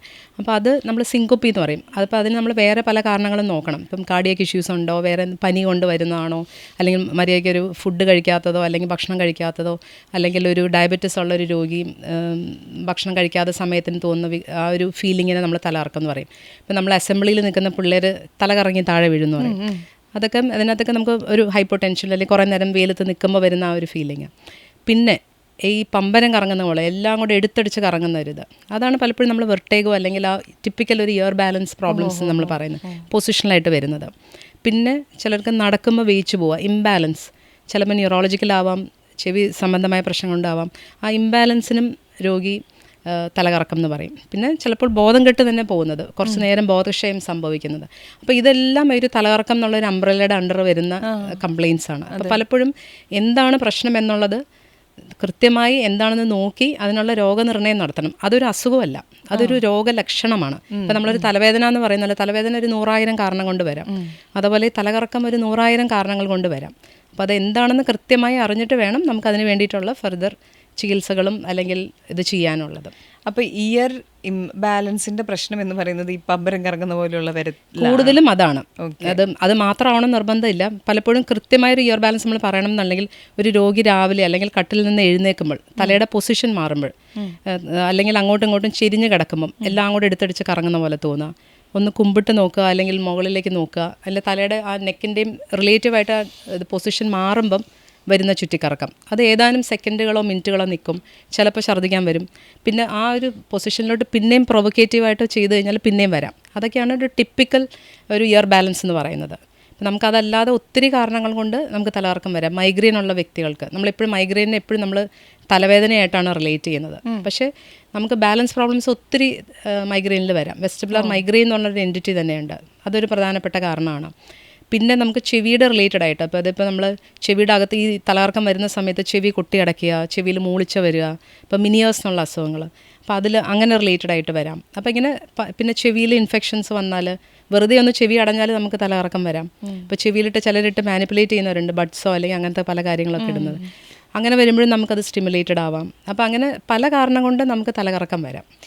ഈ ബഡ്സ് എന്ന് ഡോക്ടർ പറഞ്ഞുകൊണ്ട് തന്നെ ഞാൻ ചോദിക്കട്ടെ, ഇപ്പം ഈ ബഡ്സ് എന്ന് പറയുന്നത് അതിനെക്കുറിച്ച് ഒരുപാട് ആളുകൾ പണ്ട് ചെവി തോണ്ടി വഴിയിൽ കിട്ടിയിട്ടുണ്ട്. ഇപ്പം പലതരം സാധനങ്ങൾ ചെവി ക്ലീൻ ചെയ്യാനുണ്ട്. അപ്പോൾ ചിലർ പറയും കോട്ടൻ്റെ ബഡ്സ് ഇട്ട് നമ്മൾ ക്ലീൻ ചെയ്യരുത്, വേറെ തരം സാധനങ്ങൾ ഇടണം. അങ്ങനെ ചെവി ക്ലീൻ ചെയ്യാനൊരു പ്രത്യേക ബഡ്സ് അല്ലെങ്കിൽ ഇന്ന സാധനം ഉപയോഗിക്കണം, വേറെ എന്തെങ്കിലും ഉപയോഗിച്ചാൽ ചീത്ത, ഇയർ ഡ്രം പൊട്ടിപ്പോവും, പണ്ടൊരു പരസ്യത്തിൽ സ്ലൈഡ് വെച്ച് പോയി പൊട്ടണം, അങ്ങനത്തെ പരിപാടികളൊക്കെ ഉണ്ടോ? ഒരു പ്രത്യേക ഒരു ക്ലീൻ ചെയ്യുന്നതിനൊരു പ്രോസസ്സ് ഉണ്ടോ? ഈ ദൈവം നമ്മളെ ശിക്ഷിച്ചു വിട്ടപ്പോഴത്തേനും ആ ചെവി എങ്ങനെയാണ് ക്ലീൻ ചെയ്യണമെന്ന് പുള്ളിക്കാരൻ അതനുസരിച്ചിട്ടാണ് വിട്ടിരുന്നത്. അപ്പോൾ ആ ചെവി തന്നെത്താനെ ക്ലീൻ ആകുന്ന ഒരു അവയവമാണ് ചെവി. ഒരു ബ്ലൈൻഡ് സാക്കാണ്, ഇവിടുന്ന് ഒരു ബ്ലൈൻഡായിട്ടുള്ളൊരു ഒരറ്റത്ത് പോയി നിന്ന് ഒരു ട്യൂബാണ്. അപ്പോൾ അതിൻ്റെ അകത്ത് നമുക്ക് സോപ്പിട്ട് കളയാനൊന്നും പറ്റാത്തതുകൊണ്ട് അത് ക്ലീൻ ചെയ്യാനായിട്ടുള്ള ഒരു മെക്കാനിസം തന്നെയുണ്ട്. അത് മൈഗ്രേഷൻ എന്ന് പറയും. അകത്തുനിന്ന് വരുന്ന അത് തന്നെത്താനെ പതുക്കെ പുറത്തോട്ട് വന്ന് തന്നെത്താനെ പുറത്തോട്ട് പോവുകയാണ്. അത് എല്ലാ സമയത്തും നടന്നുകൊണ്ടിരിക്കുന്നതാണ്. നമുക്കകത്ത് എല്ലാ സമയത്തും വാക്സ് ഉണ്ടാകുന്നുണ്ട്. അതുപോലെ തന്നെ സ്കിൻ അവിടെ നിന്ന് ഷെഡ് ചെയ്യും. അത് അകത്തുനിന്ന് പതുക്കെ മൈഗ്രേറ്റ് ചെയ്ത് വന്ന് പുറത്തോട്ട് പോവുകയാണ് ചെയ്യുന്നത്. അപ്പോൾ അങ്ങനെ ഒരു നമുക്ക് തന്നെ ശരീരത്തിൽ തന്നെ ഇങ്ങനെ ഒരു ക്ലീനിങ് ഉള്ളതുകൊണ്ട് ക്ലീൻ ചെയ്യേണ്ട ആവശ്യമില്ല. ബഡ്സ് ഇട്ടിട്ട് ക്ലീൻ ചെയ്യേണ്ട ആവശ്യമില്ല. സാധാരണ ഒരു ജോൺസൺ ബഡ്സ് ഒക്കെ എടുത്ത് അതിൻ്റെ അകത്ത് നോക്കുകയാണെങ്കിൽ അതിൻ്റെ അകത്ത് വളരെ ചെറിയതിൻ്റെ അകത്ത് എഴുതി not to be used inside the ear. അങ്ങനെയുണ്ടോ? ഇതുവരെ നോക്കിയിട്ടില്ല. അതതിൻ്റെ അകത്തോണ്ട് നമ്മളിത് കഴിഞ്ഞ് കേസ് കൊടുക്കുകയാണെങ്കിൽ അവരുടെ ലോയർ ഇത് കാണിച്ചു തരും. അപ്പോൾ അത് ശരിക്കും ചെവിക്കകത്ത് ഉപയോഗിക്കരുതെന്നുള്ളത്. ചെവിക്കകത്ത് ഉണ്ടാകുന്നത് വെച്ചാൽ ഈ മൈഗ്രേഷൻ പ്രോസസ്സുണ്ട്. അകത്തുനിന്ന് ഇത് തന്നെ പുറത്തോട്ട് വരികയാണ്. പലപ്പോഴും ഉണ്ടാകുന്ന ഈ ബഡ്സ് വെച്ചിട്ട് നമ്മൾ തള്ളി അകത്തോട്ട് ഇടുക. അത് ഈ പറഞ്ഞ പോലെ വാക്സ് എന്ന് പറയുകയാണെങ്കിൽ ചെവിയുടെ ദ്വാരത്തിൻ്റെ ഇതിൻ്റെ ഏറ്റവും പുറത്തും ഭാഗത്തുള്ള 1/3 വാക്സ് ഉണ്ടാവുള്ളൂ. അവിടെ മാത്രമേ വാക്സ് ഉണ്ട്. വാക്സും ഒരു വേസ്റ്റ് മെറ്റീരിയൽ അല്ല. വാക്സ് നമ്മുടെ പ്രൊട്ടക്ഷന് വേണ്ടിയാണ്. പൊടികൾ പോകാൻ, ചെറിയ ഇൻസെക്ട്സ് ഒക്കെ പോകാൻ. അത് മാത്രമല്ല ആ സ്കിന്ന് മോയിസ്റ്റായിട്ട് വെക്കാൻ വേണ്ടിയാണ് വാക്സ് ഉണ്ടാകുന്നത്. അത് എല്ലാ സമയത്തും വാക്സ് ഉണ്ടായി പതുക്കെ തന്നെ പുറത്തോട്ട് പോകും. നമ്മളറിയാതെ പുറത്തോട്ട് പോവുകയാണ് ചെയ്യുന്നത്. അപ്പോൾ അത് തിരിച്ച് തള്ളി ഇടുകയാണെങ്കിലും കൂടുതൽ ദോഷമാണ് ചെയ്യുന്നത്. പിന്നെ ചെവിയുടെ ദ്വാരത്തിൻ്റെ അതിൻ്റെ ഡയറക്ഷനുണ്ട്. വെറുതെ ഒന്ന് സാധനങ്ങളിൽ അകത്തോട്ട് പോയില്ല. അതിന് വളവുകളുണ്ട്. താഴെ നിന്ന് മുകളിലോട്ടുള്ള ഡയറക്ഷനുണ്ട്. അപ്പോൾ തലേ വെള്ളം ഒഴിക്കുമ്പോൾ ഒരിക്കലും ചെവിയിൽ വെള്ളം അകത്തോട്ട് പോകാറില്ല.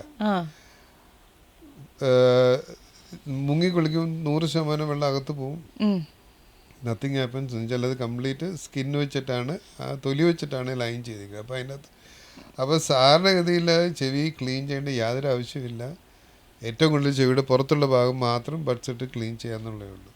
അപ്പം നല്ലതുണ്ടെന്ന് ചോദിച്ചാൽ അതിന് ഉത്തരം നിങ്ങൾ ഉപയോഗിക്കേണ്ട കാര്യമില്ല. പിന്നെ നല്ലതെന്ന് തന്നെയാണ് ചോദിക്കുന്നത്. ഇങ്ങനെ പറയുമ്പം ഇതിനകത്ത് ഞാൻ പേഷ്യൻസിനോട് പറയുന്ന ഒരു കാര്യമുണ്ട്. ഞങ്ങൾ ENT ഡോക്ടർമാരെ കാണണം എന്ന് തോന്നുമ്പം നിങ്ങൾ ബഡ്സ് എടുത്ത് ചെവിയിലിടുക എന്ന് ഞങ്ങൾ പറയും. എന്ന് വെച്ചാൽ ബഡ് ഇട്ടാൽ ഇൻവേരിയബിളി അറ്റ് സം പോയിന്റ് ചിലപ്പോൾ ഡോക്ടറെ കാണേണ്ടി വരും. പ്രത്യേകിച്ച് ഇപ്പോൾ ഒരു നോർമൽ ഒരു ഹെൽത്തി ആളല്ല, ഒരു ഡയബറ്റിസ് ഉള്ളൊരു വ്യക്തിയാണെന്ന് ഇരിക്കട്ടെ, ചെവിയിൽ ബഡ്സ് ഇട്ടിട്ട് അത് മാനിപ്പുലേറ്റ് ചെയ്ത് അതിനകത്ത് ഇൻഫെക്ഷൻ വന്ന് നമുക്ക് മാസങ്ങളോളം മരുന്നുകൾ ഇഞ്ചക്ഷനായിട്ട് തന്നെ കൊടുക്കേണ്ടി വരുന്ന ഇഷ്ടംമാതിരി രോഗികളുണ്ട്. അപ്പം അത് നമ്മൾ സ്കൾ ബേസ് ഓസ്റ്റിയോമലൈറ്റിസ് എന്നുള്ള ഒരു കണ്ടീഷനിലോട്ടൊക്കെ വഴിതിരിക്കാം. അപ്പോൾ ഒരു ചെറിയ ബഡ്ഡിന്ന് ചെവി തോണ്ടി തുടങ്ങുന്നത്, അല്ലെങ്കിൽ ഒരു ചെവി തോണ്ടി വെച്ചോ എന്തെങ്കിലും ഒരു മെറ്റൽ ഇൻസ്ട്രുമെൻറ്റ് വെച്ചിട്ട് ചെവി തോണ്ടി, അപ്പോൾ ആ ഒരു രീതിയിൽ വരുന്നുണ്ട്. പിന്നെ on a lighter note, sir പറഞ്ഞ പോലെ ചെവി സോപ്പിട്ടൊക്കെ കഴുകി വരുന്ന ആൾക്കാരുണ്ട്, ചെവി ക്ലീൻ ആക്കുന്നതിൽ വൃത്തി കൂടുതലായിട്ട് വരുന്നുള്ളത്. അപ്പം അങ്ങനെയൊക്കെ വരുമ്പം നമ്മുടെ ഈ ഒരു കാലാവസ്ഥയിൽ മോയ്സ്ചർ ഇരുന്ന് അതിനകത്ത് ഫംഗസ് വരാനും ഇങ്ങനെയുള്ള സാധ്യതകളൊക്കെ കൂടുതലാണ്. ഇപ്പം നിങ്ങൾ ചിരിക്കുന്നു. മുറിയിൽ വീട്ടിൽ 3 ഇതിലാണ് ഞാൻ ബഡ്സ് മേടിച്ച് വെച്ചേക്കുന്നത്, എല്ലാ മുറിയിലും. ഇന്ന് വീട്ടിൽ ചെന്ന് എടുത്ത് കളയണമല്ലോ എന്ന് ഓർത്തിട്ടാണ്. എൻ്റെ ഒരു പേഷ്യൻ്റ് റിപ്പീറ്റഡ് ആയിട്ട് ഇൻഫെക്ഷൻസ് വരുന്ന കാരണം അതെന്താ സംഭവിക്കുന്നതെന്ന് നമുക്കൊരു ഐഡിയ കിട്ടുന്നില്ല. അപ്പം പിന്നെയും മരുന്നുകൾ കൊടുക്കുന്ന കുറേ ഇമ്മ്യൂണോ സപ്രഷനുള്ളൊരു വ്യക്തിയും കൂടെയാണ്. റീനൽ പ്രോബ്ലംസും അത് ഇതൊക്കെയാണ്. ചോദിച്ച് വന്നപ്പോഴും പുള്ളി പറഞ്ഞു, പുള്ളിയുടെ വൈഫ് വന്ന് വളരെ രഹസ്യമായിട്ട് വന്നിട്ട് പറഞ്ഞു, മാഡം ചോദിക്കണം, പുള്ളി ചെവിക്കകത്ത് യൂറിൻ ഒഴിക്കുന്നുണ്ട്, ചെവി സ്റ്റെറൈലായിട്ട് വെക്കാൻ. ഓരോരുത്തരുടെ റിലീജിയസ് പ്രാക്ടീസസോ അല്ലെങ്കിൽ ബിലീഫ്സൊക്കെയാണ്. അപ്പം I have had one patient, അപ്പം റിക്കറൻ്റ് ആയിട്ട് അതിനകത്ത് ഈക്കോളൈ എന്നുള്ളൊരു ഇൻഫെക്ഷൻ മാറുന്നില്ല. അപ്പം നോക്കുമ്പോൾ ഇതൊക്കെയാണ്. അപ്പം നമ്മൾ വിചാരിക്കുന്നതിലും കൂടുതൽ ആൾക്കാർ ആ ചെവിനെ മാനിപ്പുലേറ്റ് ചെയ്യുന്നുണ്ട്. ഒരു പക്ഷേ ഞങ്ങൾക്ക് ENT ഡോക്ടർമാർക്ക് കൂടുതൽ ജോലിയും അങ്ങനെ വരുന്നതാണ്. ചെവി തൊടാതിരുന്നാൽ പകുതി സമയം ഞങ്ങളെ കാണിട്ട് ചെവി സംബന്ധമായിട്ടുള്ള പ്രോബ്ലംസിന് വരില്ല. എൻ്റെ ബഡ്സ് ഒന്നുമല്ല, ബഡ്സ് കൊണ്ട് എനിക്ക് ഇത്രയും വരില്ല. അപ്പം ഞാൻ ചോദിക്കട്ടെ, ചെറുതായിരുന്ന സമയത്ത് എനിക്ക് ഒരിക്കൽ ഭയങ്കര ചെവി വേദന വന്നു. അപ്പം ഞാൻ ഡോക്ടറുടെ അടുത്ത്, എനിക്ക് 3-ോ 4-ലോ പഠിക്കുന്ന സമയം ഡോക്ടറുടെ അടുത്ത് ചെന്നപ്പോൾ ഡോക്ടർ പറഞ്ഞു അത് വാക്സ് നിറഞ്ഞിട്ടാണെന്ന് പറഞ്ഞിട്ട് വാക്സ് എടുത്തു. അതെന്താ സംഭവം? അപ്പോൾ നമുക്ക് ഇതിപ്പോൾ ആണെങ്കിൽ 90% ആളുകൾക്ക് വാക്സ് ഉണ്ട്.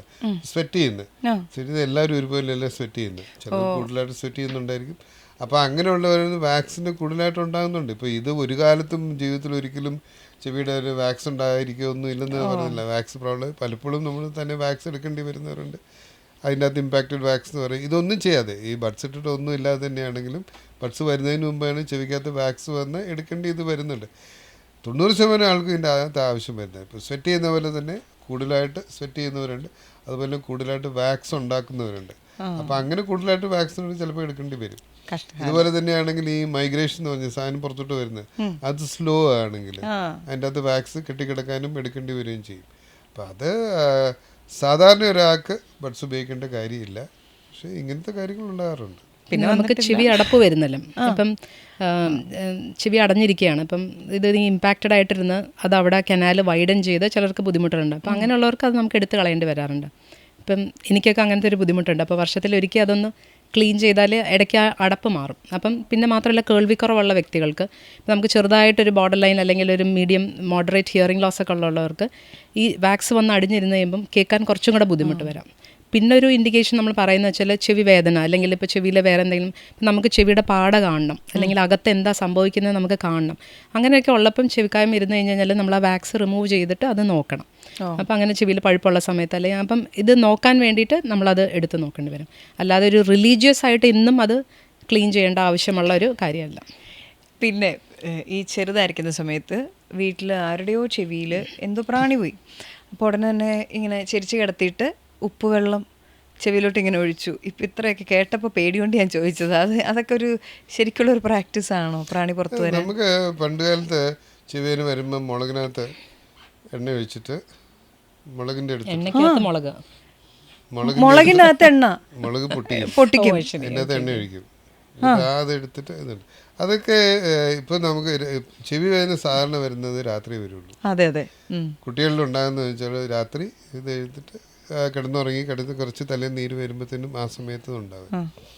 ക്യാപ്സാസിൻ എന്ന് പറഞ്ഞൊരു സാധനമുണ്ട് ഈ ഇതിൻ്റെ അകത്തുള്ളത്. അപ്പോൾ അതൊക്കെ ആണെങ്കിൽ അത് വേദന കുറയ്ക്കാനുള്ള ഒരിതുണ്ട്.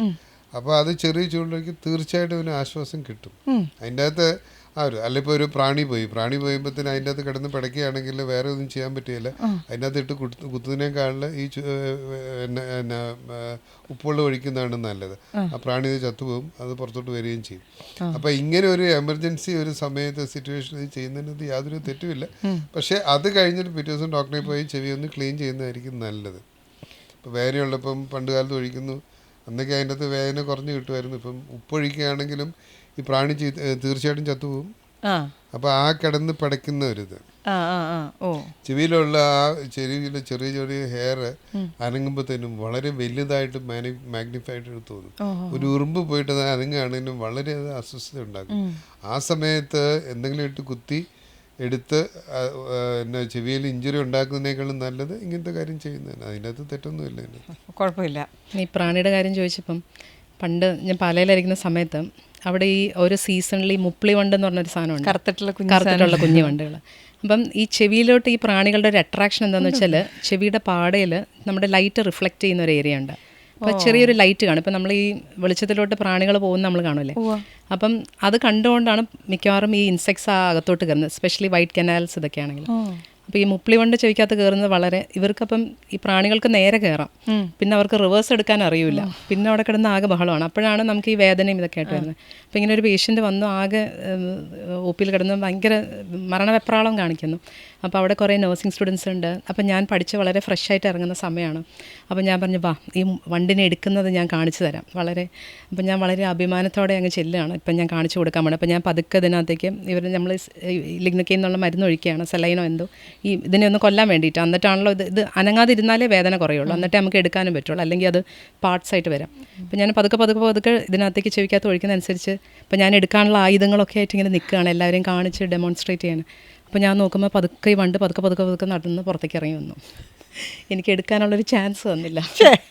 അപ്പോൾ അങ്ങനത്തെ നമ്മൾ ഈ ചെവിയിലെ ഫോറിൻ ബോഡീസ്, പിന്നെ നമ്മൾ കാണുന്നതിൽ ചെറിയ വണ്ടുകളല്ലാതെ വലിയ പാറ്റകൾ വരെ ചെവിക്കകത്ത് കയറുന്ന കാണില്ല. ഉറങ്ങുമ്പോൾ ഇനി പഞ്ഞി വെക്കണോ?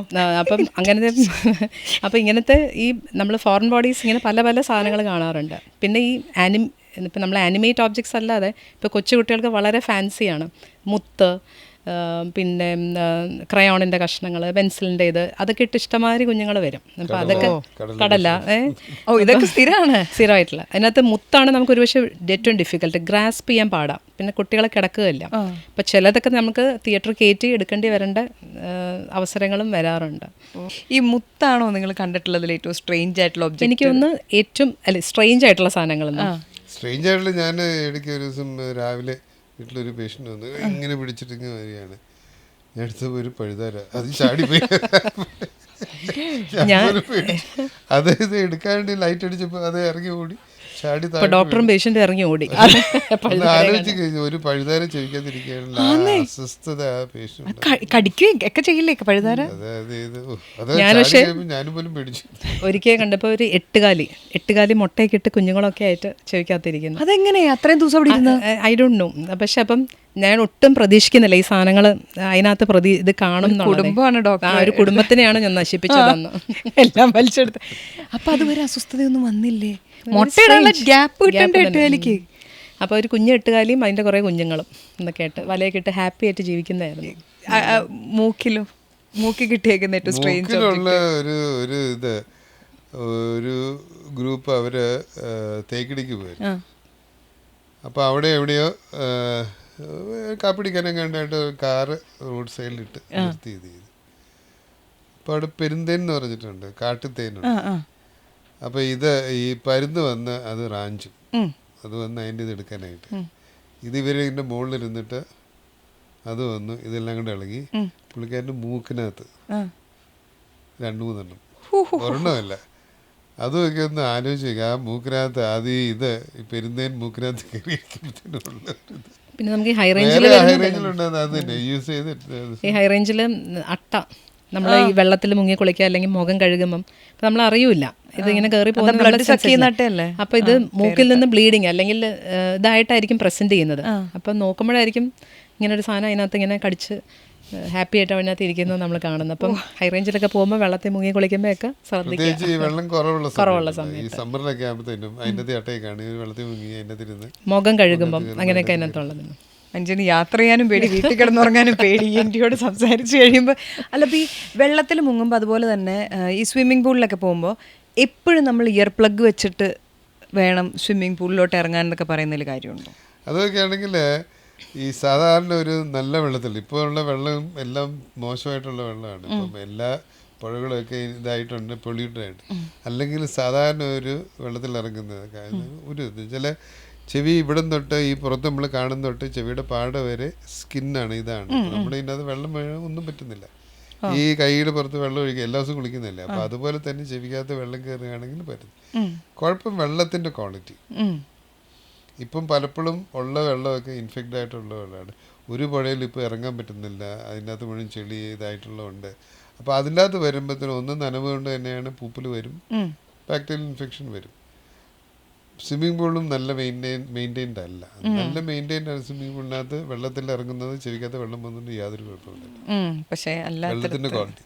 അപ്പോൾ അതിനെപ്പറ്റി എന്തെങ്കിലും സംശയം ഉണ്ടെങ്കിൽ തീർച്ചയായിട്ടും ഇയർ പ്ലഗ്സ് വെച്ചിട്ട് ഒരു ക്യാപ്പും വെച്ചിട്ട് കുളിക്കുന്നത് സ്വിം ചെയ്യുന്നതായിരിക്കും നല്ലത്. പിന്നെ ഇപ്പോൾ നോസ് ബ്ലീഡിൽ ഉള്ളിൽ അട്ട ഇരുന്നിട്ട് നോസ് ബ്ലീഡ് ചെയ്യുന്ന പറഞ്ഞിട്ടില്ലേ, ഈ നോസ് ബ്ലീഡ് പലപ്പോഴും നമ്മൾ പല സിനിമകളിലൊക്കെ വന്ന് മൂക്കിൽ നിന്ന് ഇച്ചിരി ചോര വരുന്ന ഉടനെ പിന്നെ ബ്ലഡ് ക്യാൻസറാണ് നമ്മൾ കാണുന്നത്. ലൈക്ക് ഈ നോസ് ബ്ലീഡ് എന്തിൻ്റെങ്കിലും ലക്ഷണമാണോ? ശരിക്കും എന്തുകൊണ്ടാണ് ബ്ലീഡ് ചെയ്യുന്നത്? ഞങ്ങൾ എപ്പോഴും രോഗികളോട് പറയാറുണ്ട്, മൂക്കിൽ നിന്ന് ചോര വന്നാൽ ഏറ്റവും കുഴപ്പമുള്ളത് സിനിമയിൽ മാത്രമേ ഉള്ളൂ. നമുക്കൊരു 90% കാര്യങ്ങളിലും അതിനകത്ത് നമുക്ക് കുഴപ്പമില്ലാത്ത കാര്യങ്ങൾ നമുക്ക് ബാക്കി ഇപ്പോൾ നമ്മൾ ബ്ലഡ് വെസൽസ് ബോഡിയിലെല്ലാം തൊലിയുടെ അടിയിലാണ്. മൂക്കിൽ അത് ആക്ച്വലി വളരെ ഒരു തിൻ ലെയറിൻ്റെ അടിയിലാണ്, അത് എക്സ്പോസ്ഡ് ആണ്. അപ്പം എന്ത് ചെറിയൊരു ട്രോമ, ഇപ്പോൾ ഫോർ എക്സാമ്പിൾ ഇപ്പം നമ്മൾ മൂക്കിൽ വെറുതെ ഇപ്പോൾ കുട്ടികളിപ്പം മൂക്കിൽ ജലദോഷം വന്ന് മൂക്കിൽ പൊറ്റ കിള്ളി കളയാം, അപ്പോൾ അത് പൊട്ടിച്ചോര വരാം. ശക്തിയായിട്ട് തുമ്മോ ചീറ്റോ ഒക്കെ ചെയ്താൽ മൂക്കിലെ ഞരമ്പ് പൊട്ടിച്ചോര വരാം. അപ്പോൾ ഇതിനകത്ത് ഏറ്റവും കൂടുതൽ ആൾക്കാരുടെ ഏറ്റവും വലിയൊരു പേടി ഒന്ന് ഈ ബ്ലഡ് ക്യാൻസർ, രണ്ടാമത് തലയിൽ നിന്ന് വരുന്നതാണോ ഈ ബ്ലഡ്, അതാണ് ഏറ്റവും വലിയൊരു കൺസേൺ. അപ്പം മൂക്കിലെ ഞരമ്പ് പൊട്ടിയാണ് സാധാരണഗതിയിൽ ഇത് വരുന്നത്. 90% കുഴപ്പമില്ലാത്ത കാരണങ്ങളാണ്. അപ്പം പിന്നെ ഒരു 10% നമുക്ക് ഈ പറഞ്ഞ പോലെ പല പ്രശ്നങ്ങളുണ്ട്. മൂക്കിലെ ദശകൾ കൊണ്ട് വരാം, പിന്നെ ഇപ്പോൾ പ്രഷർ കൂടിക്കഴിഞ്ഞാൽ ഒരു പക്ഷേ അതിൻ്റെ ആദ്യത്തെ ലക്ഷണം ഒരു പക്ഷേ മൂക്കുന്ന ചോര വരുന്നതാവാം.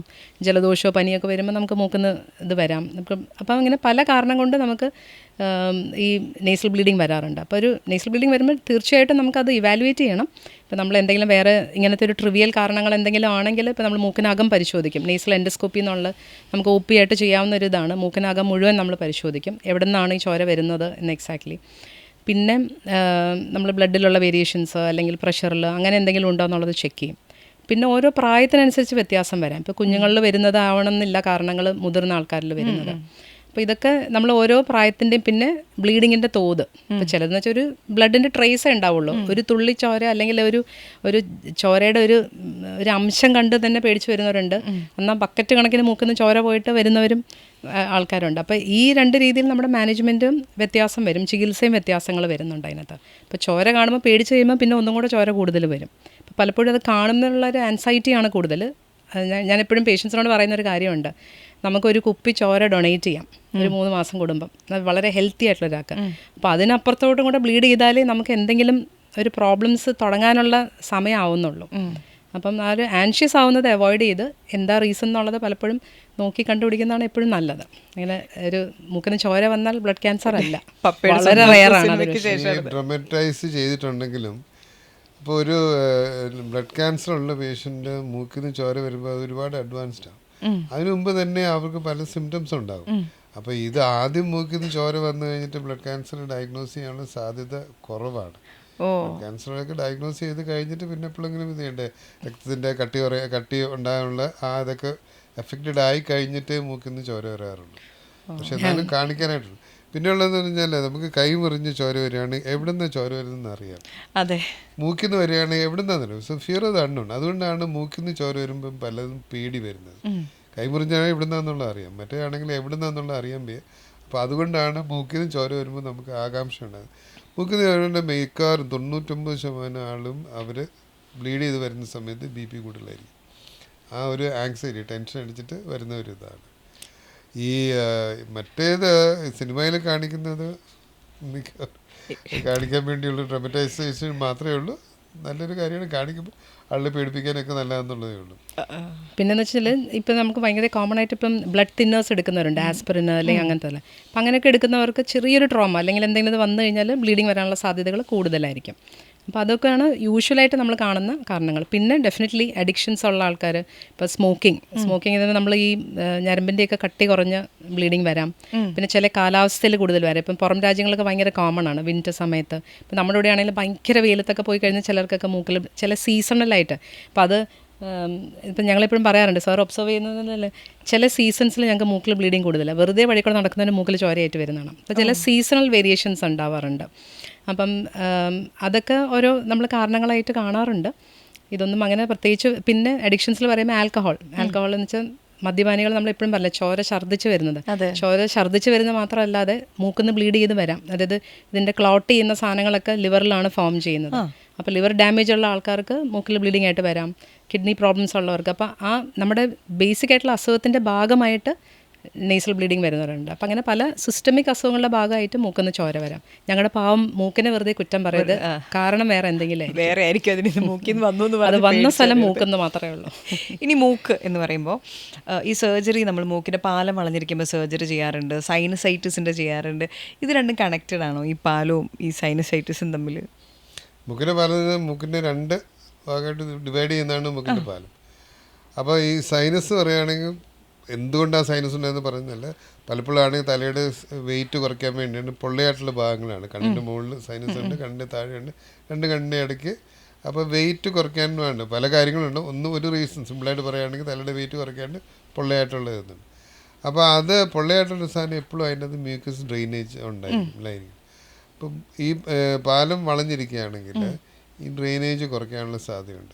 അപ്പോൾ ഈ അകത്തുണ്ടാക്കുന്ന മ്യൂക്കസ് അത് അവിടെ കെട്ടിക്കിടക്കാൻ സാധ്യതയുണ്ട്. ശരീരത്തിൽ എന്തെങ്കിലും കെട്ടിക്കിടക്കാണ് ഇൻഫെക്റ്റഡ് ആകും. എവിടെ ശരീരത്തിലെല്ലാം ഒഴികൊണ്ടിരിക്കുന്ന കുഴപ്പമില്ല, കെട്ടിക്കിടക്കാൻ. അപ്പോൾ അങ്ങനെ മൂക്കിൻ്റെ പാലത്തിന് വളമുണ്ടെങ്കിൽ തീർച്ചയായിട്ടും, എല്ലാത്തിനും ഇല്ല, നല്ലതായിട്ട് ബെൻഡുണ്ടെങ്കിൽ ഇതുപോലെ തന്നെ കെട്ടിക്കിടന്നിട്ട് സൈനസൈറ്റിസ് വരാനുള്ള സാധ്യതയുണ്ട്. മൂക്കിൻ്റെ പാലത്തിന് വളവെന്ന് പറഞ്ഞാൽ മിക്കവാറും എല്ലാവർക്കും ചെറിയ ചെറിയ വളവുകൾ കാണും.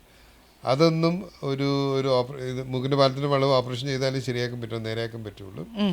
പക്ഷെ വളരെ കുറച്ച് പേരുടെ അതിൻ്റെ ഓപ്പറേഷൻ്റെ ആവശ്യം വരാറുള്ളൂ. ചെറിയൊരു വളവുണ്ടെന്ന് പറഞ്ഞാൽ നമുക്ക് ഓപ്പറേഷൻ ചെയ്യേണ്ട ഒരു ആവശ്യം വരുന്നില്ല. ഇത് മാറ്റിയെന്ന് വിചാരിക്കുക, നമ്മൾ മൂക്ക് ശരിയാക്കി സ്ട്രെയിറ്റ് ആക്കിയെന്ന് വിചാരിക്കുക. അപ്പോൾ അതുവരെ സൈനസിൻ അവിടെ കെട്ടിക്കിടക്കുകയായിരുന്നല്ലോ. അപ്പോൾ ഇത് നേരെയാക്കി കഴിയുമ്പോൾ പിന്നെ അത് ഒഴുകി പോകുമല്ലോ, പിന്നീട് അത് കെട്ടത്തില്ല. അതായത് ഈ സർജറി ഒരു തവണ ചെയ്താൽ മൂക്ക് ശരിയാക്കി സൈനസൈറ്റിസിൻ്റെ സർജറി ചെയ്ത് കഴിഞ്ഞാൽ മൂക്കിൻ്റെ പാലത്തിൻ്റെ വളവ് ചെയ്യുന്നത് സൈനസൈറ്റിസിനല്ല. സൈനസൈറ്റിസ് മൂക്കിൻ്റെ പാലത്തിന് വളവുണ്ട്, നല്ലതായിട്ട് മൂക്കടപ്പൊക്കെ ഉണ്ടെങ്കിൽ ഇത് ചെയ്യാം. മൂക്കിൻ്റെ പാലത്തിൻ്റെ വളവ് കൊണ്ടാണ് സൈനസൈറ്റിസ് എങ്കിൽ അത് നേരെയാക്കുമ്പോൾ തന്നെ അത് കംപ്ലീറ്റ് ആയിട്ട് മാറിപ്പോക്കോളും. ഓക്കെ. പക്ഷേ നമ്മൾ സാധാരണഗതിയിൽ ഈ സ്ഥിരമായ സൈനസൈറ്റിസിന് വേറെ പല കാരണങ്ങൾ വരേണ്ട. മൂക്കിൽ ഇപ്പോൾ നമ്മൾ നേസൽ പോളിപ്സ് എന്ന് പറയും, ചെറിയ ദശകൾ പോലെ, അല്ലെങ്കിൽ ഇപ്പോൾ അലർജി ഉള്ള പേഷ്യൻസിന് എന്തെങ്കിലും കാരണം കൊണ്ട് സാറ് പറഞ്ഞ പോലെ ഈ സൈനസിൻ്റെ ഔട്ട്ഫ്ലോ ഒബ്സ്ട്രക്റ്റഡ് ആവുമ്പം അത് നീര് വെച്ച് അവിടെ ബ്ലോക്ക് ആവുന്നതാവാം. അവിടെ എന്തെങ്കിലും ദശയോ പോളിപ്സ് എന്ന് പറയുന്നത് നമ്മളത് എന്തെങ്കിലും ഇരുന്ന്, അല്ലെങ്കിൽ സ്ഥിരം ഈ ഫംഗൽ ഇൻഫെക്ഷൻസ്, ഇതെല്ലാം കാരണം കൊണ്ട് സൈനസിൽ പഴുപ്പ് കെട്ടിക്കിടന്നു കഴിഞ്ഞാൽ അതിനുള്ളത് നമ്മളിപ്പോൾ പാലം കറക്റ്റ് ചെയ്തുകൊണ്ട് മാത്രം ശരിയാവണം എന്നില്ല. ആ സൈനസുകൾ മുഴുവൻ ക്ലിയർ ചെയ്ത് അത് ഓപ്പൺ അപ്പ് ചെയ്തിടേണ്ടി വരും, ആ സൈനസിന് വേണ്ടിയിട്ടുള്ള സർജറീസ് ചെയ്യുന്നത്. ഇപ്പോൾ ദശ വളരുന്ന കാര്യം പറഞ്ഞല്ലോ, ഞാൻ ഒരിക്കൽ പറഞ്ഞു കേട്ടിട്ടുള്ളതാണ്, ഈ ശരീരത്തിൽ എന്ത് സാധനം ഒരുപാട് കാലം അത് ആവശ്യമില്ലാത്തൊന്നും നമുക്ക് ഇരിക്കേണ്ട ആവശ്യമില്ല എന്നുള്ളതാണല്ലോ. അതായത് പിന്നെ അത് ക്യാൻസറസ് ആവുന്നൊക്കെ. ഈ മൂക്കിൻ്റെ ദശ വളരുക എന്ന് പറഞ്ഞാൽ അതിങ്ങനെ കാലങ്ങളോളം അവിടെ ഇരുന്ന് അത് പിന്നെ ക്യാൻസറസ് ആകുമോ, അങ്ങനെയുണ്ടോ? മൂക്കിൻ്റെ ദശ എന്ന് പറയുകയാണെങ്കിൽ ഒറ്റൊരു സാധനമല്ല. മൂക്കിൻ്റെ ദശ പല കാര്യങ്ങളും ഉണ്ടാകും. നമ്മുടെ ഇവിടെ വളരെ ഏറ്റവും കൂടുതലായിട്ട് വരുന്നതാണെങ്കിൽ അലർജിക് പോളിപ്സ് എന്ന് പറയും. പോളിപ്പ് എന്ന് പറഞ്ഞു, ആ പോളിപ്പ് ക്യാൻസർ ആവാനുള്ള സാധ്യത ഓൾമോസ്റ്റ് നിൽ. നമുക്ക് 100% എന്ന് പറയാൻ പറ്റില്ല. അതൊന്നും പോളിപ്പായിട്ട് ഇതൊന്നും ക്യാൻസറായിട്ട് വരാൻ പോകുന്നില്ല. വെച്ചോണ്ടിരുന്നിട്ട് ക്യാൻസർ ആകുന്ന വിധത്തിലുള്ളതൊക്കെ വളരെ കുറവായിട്ടുള്ള ഒരു ഇതും മാത്രമേ ഉള്ളൂ. അലർജിക് പോളിപ്പ് എന്ന് പറഞ്ഞിട്ട് റൈനോസ്പോഡിയസ്. അപ്പം നമുക്ക് എല്ലാവരുടെയും ഇത് പറഞ്ഞാൽ മൂക്കിലെ ദശ ഒന്നും ഒരു ദശയെപ്പറ്റി നമുക്ക് അറിയാവുള്ളൂ. പക്ഷെ ദശയുടെ തരത്തിലുള്ള വലുതാണ്.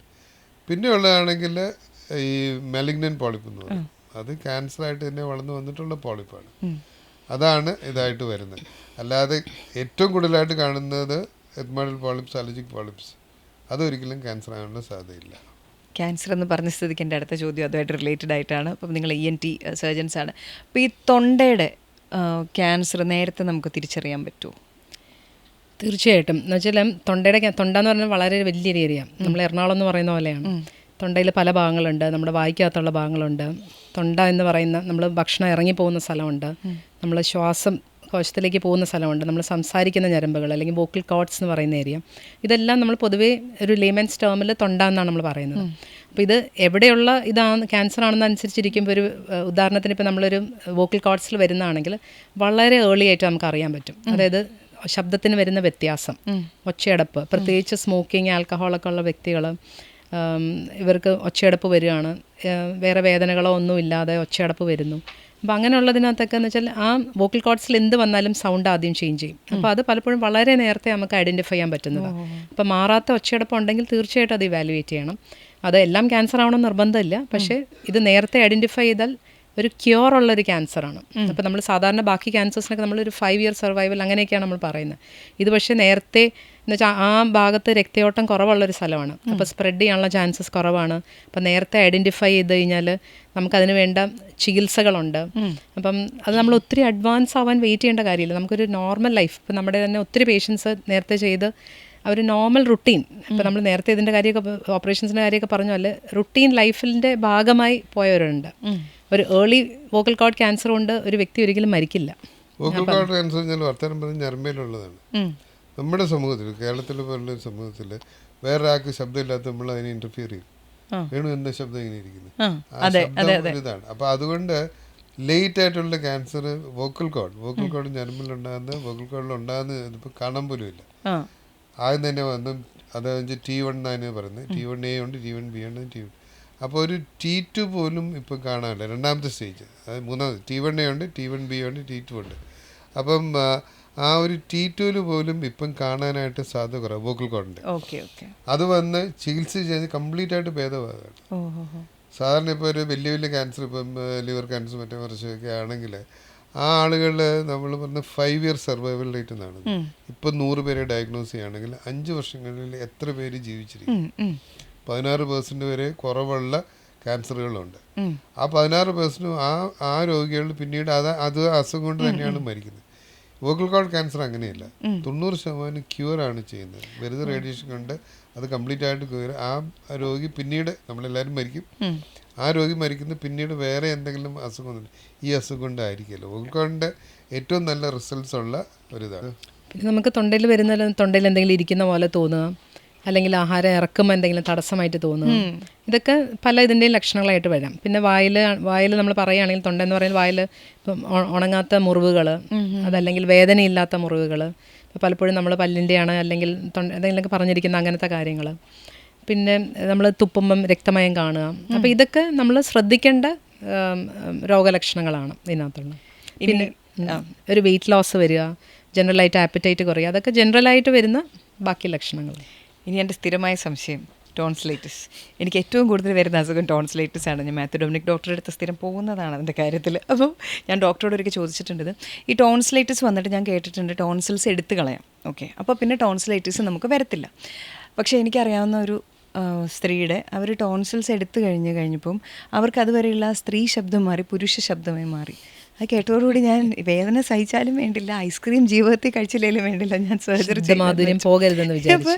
ശരിക്കും അതൊരു സംഭവമാണോ, അതങ്ങനെ ഉണ്ടോ ഈ ടോൺസിലൈറ്റിസിന്റെ സർജറി? ടോൺസിൽ എന്ന് പറയുകയാണെങ്കിൽ തൊണ്ടയിലുള്ള ഒരു ഇതാണ്. ഇപ്പോൾ വലിയ ടോൺസിലാണെങ്കിൽ ശബ്ദം അടയും. ആ വലിയ ടോൺസിൽ ശബ്ദം സംസാരിക്കുമ്പോൾ അടഞ്ഞിരിക്കുന്നുണ്ട്. ആ ടോൺസിൽ എടുക്കുമ്പോൾ നല്ല ശബ്ദം നല്ലതാകും. അപ്പം ശരിക്കും പറയുകയാണെങ്കിൽ ശബ്ദം നല്ലതാണ് ചെയ്യുന്നത്.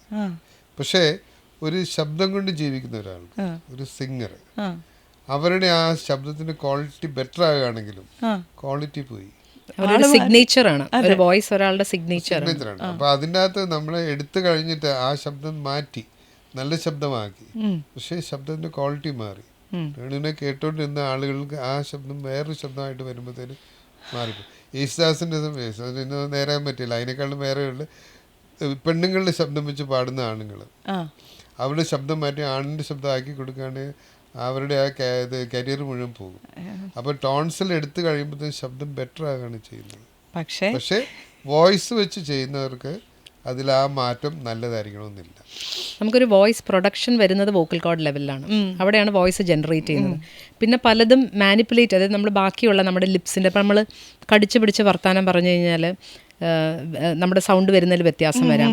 പിന്നെ നമ്മൾ വാ തുറന്ന് സംസാരിക്കുമ്പോൾ വ്യത്യാസം വരാം. അപ്പം നമ്മുടെ ഈ മോഡുലേഷൻസ്, നമ്മുടെ ലിപ്സ്, ടങ്, അങ്ങനത്തെ പല കാര്യങ്ങൾ. ഇപ്പോൾ നമ്മൾ തൊണ്ടവേദന ഉണ്ട്, ടോൺസിൽ വീങ്ങിയിരിക്കുകയാണെങ്കിൽ നമ്മുടെ സൗണ്ട് വേറെ രീതിയിലിരിക്കും, മൂക്കടഞ്ഞിരിക്കുകയാണെങ്കിൽ നമ്മുടെ സൗണ്ട് വേറെ രീതി. അപ്പോൾ ഈ റെസനേറ്റ് ചെയ്യുന്ന ഭാഗങ്ങളിൽ നമുക്ക് വ്യത്യാസങ്ങൾ വരാം.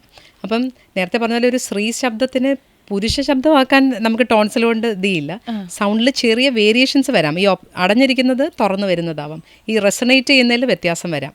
ഇപ്പോൾ റീസെൻ്റ്ലി ഞങ്ങളുടെ ഒരു ഓഡിയോളജിസ്റ്റ് വന്നിട്ട് പറഞ്ഞു, മാത്യു ഡൊമിനിക് സാറ് വാ തുറന്ന് സംസാരിക്കുന്നില്ല, സാറിന് സ്പീച്ച് തെറാപ്പി തരണ്ടായിരുന്നു. അപ്പോൾ നമ്മൾ ഓരോരുത്തരുടെ സിഗ്നേച്ചർ സൗണ്ടാണ്. അപ്പം നമ്മൾ സംസാരിക്കുന്ന രീതി, അപ്പോൾ അത് ഒരാൾക്ക് കേട്ട് കഴിയുമ്പോൾ ഒയ്യോ ഇതിപ്പോൾ പെട്ടെന്ന് ഒരു പുതിയ സൗണ്ട്. അല്ലാതെ ഇപ്പം നമുക്കൊരാളുടെ ഒച്ച മാറ്റിയൊന്നും ടോൺസിലൈറ്റിസ് കൊണ്ടൊന്നും സംഭവിക്കുന്നില്ല. ബെറ്റർ ആകും തീർച്ചയായിട്ടും. അതാണ് ഒറിജിനൽ സൗണ്ട്.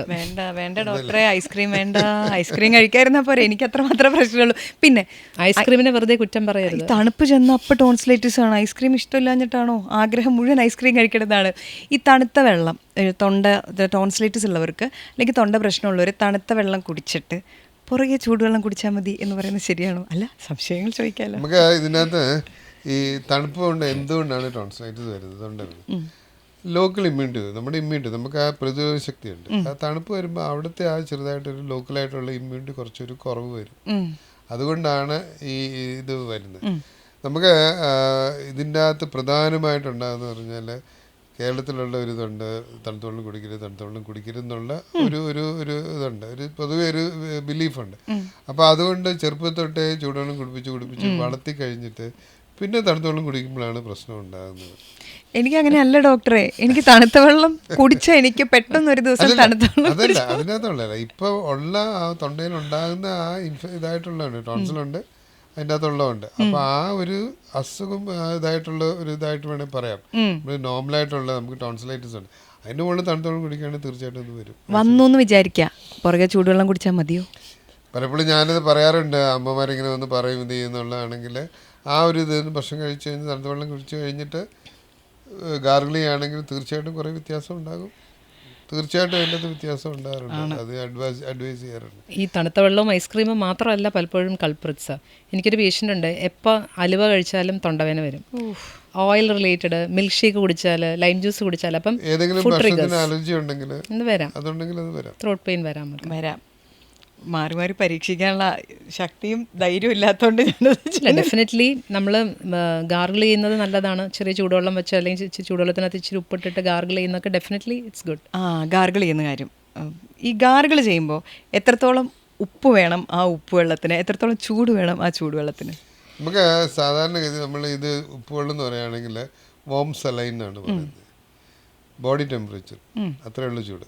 തിളപ്പിക്കുന്ന വെച്ചാൽ അതിൻ്റെ അകത്തുള്ള അണുക്കൾ പോകാൻ വേണ്ടി തിളപ്പിക്കുന്നത്, വെട്ടി തിളക്കുന്ന വെച്ചാൽ അതിൻ്റെ അകത്തുള്ള അണുക്കൾ പോയി, എന്നിട്ട് അത് ചൂട് ബോഡി ടെമ്പറേച്ചറിലോട്ട് കൊണ്ടുവരണം. ബോഡി ടെമ്പറേച്ചർ അതാണ് ഏറ്റവും ഐഡിയലായിട്ടുള്ള അഭിയായിട്ടുള്ള ഏറ്റവും സലിനിറ്റി. എന്തോരം ഉപ്പ് വേണം ശരീരത്തിലുള്ള എല്ലാത്തിനും. രക്തത്തിനൊരു ഉപ്പ് ഇതുണ്ട്, കണ്ണീരെടുക്കാണ് വരുന്നുണ്ട്, അത് 0.9% എന്ന് പറയും. അതാണ് വേണ്ടത്. അപ്പോൾ അളക്കാനായിട്ട് ഏറ്റവും നല്ലതെന്ന് വെച്ചാൽ 1 ഗ്ലാസ് വെള്ളത്തിനകത്ത് 1/4 ടീസ്പൂൺ ഉപ്പ്. ഓക്കെ. നമ്മുടെ ശരീരത്തിലുള്ള കണ്ണുനീരിന് ചെറിയൊരു ഉപ്പ് രസമുണ്ട്. അപ്പോൾ ആ ഒരു ഉപ്പ് രസം വരെയാണ് വരേണ്ടത്, അതിൻ്റെ കൂടുതൽ വേണ്ട ആവശ്യമില്ല. ബാക്ടീരിയനെ വൈറസിനെയും പൊള്ളിച്ച് നമുക്ക് ആവശ്യമില്ല. ഇനി എൻ്റെ ഒരു സംശയം, കോൾഡ്, ഇപ്പോൾ ജലദോഷം, മൂക്കൊലിപ്പ്, അലർജി വന്നിട്ടുള്ള കോൾഡും സാധാ കോൾഡും തമ്മിലുള്ള വ്യത്യാസം എന്താണ്? അതായത് എൻ്റെ പാർട്ട്ണർക്ക് പൂരി അലർജിയാണെന്ന് വർഷങ്ങൾക്ക് ശേഷം ഇപ്പോഴാണ് മനസ്സിലായി. പുള്ളി ഞായറാഴ്ച പൂരി കഴിക്കും, അപ്പം തന്നെ ജലദോഷം തുടങ്ങും. 5 ദിവസം 6 ദിവസം കഴിഞ്ഞാൽ ജലദോഷം സബ്സൈഡ് ചെയ്യുമ്പോൾ വീണ്ടും അടുത്ത ഞായറാഴ്ച പൂരി കഴിക്കും. ഞായറാഴ്ച വീട്ടിൽ പൂരിയാണ്. അപ്പം പൂരി നിർത്തിയതോടുകൂടി പുള്ളിയുടെ ആ ജലദോഷം കംപ്ലീറ്റ് മാറി. ഈ 2 കോൾഡ് നമ്മൾ എങ്ങനെ തിരിച്ചറിയാം? ഞങ്ങൾ വിചാരിച്ച ജന്മനാലെ മരണം വരെ എന്നും കോൾഡ് കൂടി ഉണ്ടാവുന്നതാണ്. അപ്പോൾ ഈ കോൾഡ് എങ്ങനെ തിരിച്ചറിയാൻ വ്യത്യാസം? ഇത് വളരെ ഡ്രമാറ്റിക്കായിട്ട് പറഞ്ഞെങ്കിലും പൂരി തിന്ന് പിന്നെ ഒരാഴ്ച കഴിഞ്ഞ് സെറ്റിൽ ചെയ്യുന്നു എന്ന് പറയുന്നു. പക്ഷെ എല്ലാവരും ഒരു പക്ഷേ അത്ര ലക്കി ആവണം എന്നില്ല. ഈ അലർജി സീസണലായിട്ട് വരുന്നതുകൊണ്ട് ഒരു കണ്ടിന്യൂസ് പെരേനിയൽ എന്ന് പറയും, അതിൽ 365 ദിവസവും അലർജി ഉള്ളവരുണ്ട്. അപ്പോൾ ഈ അലർജിക് കോൾഡ്സിന് സാധാരണ യൂഷ്വലി മോർണിംഗ്സ്, നമ്മളിവിടെ യൂഷ്വലി രാവിലെ എഴുന്നേൽക്കുമ്പം തുമ്മുക, സ്നീസിങ്, മൂക്കുന്ന വെള്ളം പോലുള്ള ഡിസ്ചാർജസ്, കണ്ടിന്യൂസ് ആയിട്ട് ഇത് ചെറിയ, പിന്നെ ഒരു 10-11 മണിയാകുമ്പോഴേക്കും അത് സെറ്റിൽ ഡൗൺ ചെയ്യും. പിന്നെ കൂടുതൽ പൊടി അടിച്ചാൽ പ്രശ്നം, ഈ പറഞ്ഞ പോലെ ചില ഫുഡുകൾ ട്രിഗേഴ്സ് ആയിട്ട് വരാം. അപ്പോൾ അതൊക്കെയാണ് യൂഷ്വൽ ഒരു അലർജിക് കോൾസിൻ്റെ. അതേസമയം ഇപ്പോൾ നമ്മളൊരു ഇൻഫെക്റ്റഡ് എന്ന് പറയുകയാണെങ്കിൽ അതിൻ്റെ കൂടെ പനി വരാം, മൂക്കുന്ന ഈ വാട്ടറി ആയിട്ടൊന്നും വരുന്നത് കുറച്ചുകൂടെ തിക്കായിട്ട് യെല്ലോയിഷ് ഗ്രീനിഷ് ഒക്കെ ആയിട്ടുള്ള ഡിസ്ചാർജസ്, ഹെഡ് ഏക്സ്, അതിൻ്റെ കൂടെ വേറെ അനുബന്ധമായ പല പ്രശ്നങ്ങളും വരുന്നത്. നമ്മുടെ നാട്ടിൽ പൊതുവേ അലർജിക് പ്രോബ്ലംസ് ഭയങ്കര കൂടുതലാണ്. പ്ലസ് ഈ കോസ്റ്റൽ ഏരിയ ഇതിൻ്റെ ഇതൊക്കെ വരാം. ഇപ്പോൾ പൊല്യൂഷൻ മാത്രം ആവണം എന്നില്ല, മോൾസ്, അങ്ങനെ പല ഈ ഹ്യൂമിഡിറ്റി നിൽക്കുന്നതുകൊണ്ട് പല, ഇപ്പോൾ ചിലരുണ്ട് പറയുന്നവരുണ്ട് പ്ലെയിൻ ഇറങ്ങി കേരളത്തിൽ കാല് കുത്തി അപ്പം തുമ്മാൻ തുടങ്ങും, ഇവിടെ നിന്ന് എഴുന്നിട്ട് വേറെല്ലായിടത്തും പോയാൽ. അപ്പം റീജിയണൽ ഡിഫറൻസസ്, അപ്പം അങ്ങനത്തെ. പിന്നെ നമ്മുടെ ഹെറിഡിറ്ററി, ഡെഫിനറ്റ്ലി നമ്മുടെ പാരമ്പര്യമൊന്നും നമുക്ക് മാറ്റാൻ പറ്റില്ല. നമ്മുടെ ഫാമിലി ലൈനിൽ നമുക്ക് അലർജി ഉണ്ടെങ്കിൽ ഡെഫിനറ്റ്ലി നമുക്ക് അലർജി വരാനുള്ള ചാൻസസ് കൂടുതലാണ്. നമ്മളെപ്പോഴും ഒരു അലർജിക് മാർച്ച് എന്ന് പറയും. അപ്പം യൂഷ്വലി അലർജിയുടെ സിംറ്റംസ് അതൊരു സ്പെക്ട്രമാണ്, ഒരു തുമ്മൽ മാത്രമല്ല അതിനകത്ത്. ഇപ്പോൾ ജനിക്കുന്ന കുട്ടികൾക്ക് അല്ലെങ്കിൽ ഇനീഷ്യലി ചൈൽഡ്ഹുഡിൽ ഏറ്റവും കൂടുതൽ കാണുന്നത് ഈ നമ്മൾ കരപ്പൻ അല്ലെങ്കിൽ എക്സീമ എന്ന് പറയുന്നത്, അത് അലർജിയുടെ ഒരു വകഭേദമാണ്. ഫുഡ് റിലേറ്റഡ് അലർജീസ്, പിന്നെ ഈ അലർജിക് റൈനൈറ്റിസ്, ഈ തുമ്മൽ, ചീറ്റൽ, അങ്ങനെ ഇതൊക്കെ വരുന്നത്. പിന്നെ ആസ്മ, അത് മറ്റേ എൻഡ് ഓഫ് ദ സ്പെക്ട്രമാണ്. അപ്പം ചിലരൊന്ന് പറയും എനിക്ക് ആസ്മ ഇല്ല, എനിക്ക് അലർജി മാത്രമേ ഉള്ളൂ. അപ്പോൾ ഇതെല്ലാം ഒരൊറ്റ എറ്റോപ്പി അല്ലെങ്കിൽ ഒരു അലർജിയുടെ ഒരു വലിയൊരു അംബ്രലയിൽ വരുന്ന കാര്യങ്ങളാണിത്. ഇതിൻ്റെ ആ ഏറ്റക്കുറച്ചുകളിൽ ഓരോ വ്യക്തികളിലും വ്യത്യാസം ഉണ്ടാവാം. ബട്ട് ഓൾവേസ് ആ ഒരു ടെൻഡൻസി ഉണ്ടാവും. റീജിയണൽ വേരിയേഷൻസ് വരാം. ഞാൻ പറഞ്ഞ പോലെ ഒരു പക്ഷേ വേറെ സ്ഥലത്ത് പോകുമ്പോൾ മാറും. പിന്നെ സ്ട്രെസ്സ്, നമ്മൾ പിള്ളേർ ഏറ്റവും കൂടുതൽ അലർജി ആയിട്ട് വരുന്നത് പരീക്ഷാ സമയത്താണ്. പിന്നെ നമ്മുടെ നാട്ടിൽ ഒരു ഒക്ടോബർ മാർച്ച് ഏറ്റവും ഒരു അലർജിക് ടൈമാണ്. എന്താണെന്ന് വെച്ചാൽ എനിക്കറിയില്ല. ഇനി ഫ്ലവറിങ്, നമ്മുടെ ഇവിടുത്തെ മാവും പ്ലാവും ഒക്കെ പൂക്കണ സമയത്തിൻ്റെ ആണോ, റീജിയണൽ വ്യത്യാസങ്ങൾ, അപ്പോൾ അതെന്ത് വരാം. അപ്പം അങ്ങനെ പല കാരണങ്ങൾ ഈ അലർജിക്ക് ട്രിഗറായിട്ട് വരാം. ഞാൻ ചിലരെന്ന് പറയും എനിക്ക് ഇതിന് മാത്രം അലർജി, അങ്ങനെ ഇറ്റ്സ് വെരി ഡിഫിക്കൽട്ട്. അങ്ങനെ ഒരു സാധനത്തിന് മാത്രമായിട്ട് അലർജി ഉണ്ടാവില്ല, പല കാര്യങ്ങൾക്ക് ഉണ്ടാവാം. മെഡിസിൻസിന് അലർജി ഉണ്ടാവാം. അതൊക്കെയാണ് പലപ്പോഴും നമ്മൾ മരുന്ന് മാറി കുത്തിവെച്ചു അല്ലെങ്കിൽ അങ്ങനെ ഇതൊക്കെ വരുന്ന അലഗേഷൻസ് വരുന്നതിൽ ഒരു മേജർ അതാണ്. എന്നുവെച്ചാൽ മരുന്നിനോടുള്ള ഒരു ബോഡി പ്രതികരിക്കുന്നതിൽ വ്യത്യാസം വരാം. ഇപ്പോൾ ഒരു ഫുഡ് കഴിക്കുമ്പോൾ വ്യത്യാസം വരാം. എല്ലാം നാച്ചുറലാണെന്ന് പറയുന്നവരുണ്ട്. ഇപ്പോൾ നമ്മൾ ഈ കോവിഡും ഇതൊക്കെ കഴിഞ്ഞാൽ പിന്നെ മഞ്ഞൾ വെള്ളം ഇട്ട് കലക്കി കുടിക്കുന്നതും മറ്റേതെല്ലാം, ഇതെല്ലാം പൊട്ടൻഷ്യൽ നാച്ചുറലാണ്. പക്ഷേ ഇതെല്ലാം പൊട്ടൻഷ്യലി അലർജി ഉണ്ടാക്കാവുന്ന കാര്യങ്ങളുമാണ് കേട്ടോ. അപ്പം അധികമായാൽ അമൃതും വിഷമാണ്. അപ്പം പിന്നെ മാത്രമല്ല എല്ലാ നാച്ചുറലും സേഫ് ആവണം എന്ന് നിർബന്ധമില്ല. അപ്പോൾ എല്ലാം ജുഡീഷ്യസ് ആയിട്ട് യൂസ് ചെയ്യുക. പിന്നെ ഒരു proper exercise, lifestyle modifications അലർജിക്ക് ഒരു മസ്റ്റാണ്. ഞാൻ പറഞ്ഞ പോലെ സ്ട്രെസ്സ് ഭയങ്കരമായിട്ട് ആഡ് ഓൺ ചെയ്യും. ഇപ്പം ഒരു റിലാക്സേഷൻ, ഇപ്പോൾ യോഗയോ എക്സസൈസോ any form of meditation that can also help with allergies ആ ഒരു ഇതിനകത്ത്. ഇനി ചെവി തുമ്മൽ ഭയങ്കര ശക്തി തുമ്മിയ ചെവിയുടെ ഇയർ ഡ്രം അടിച്ചു പോവും എന്നാണ്.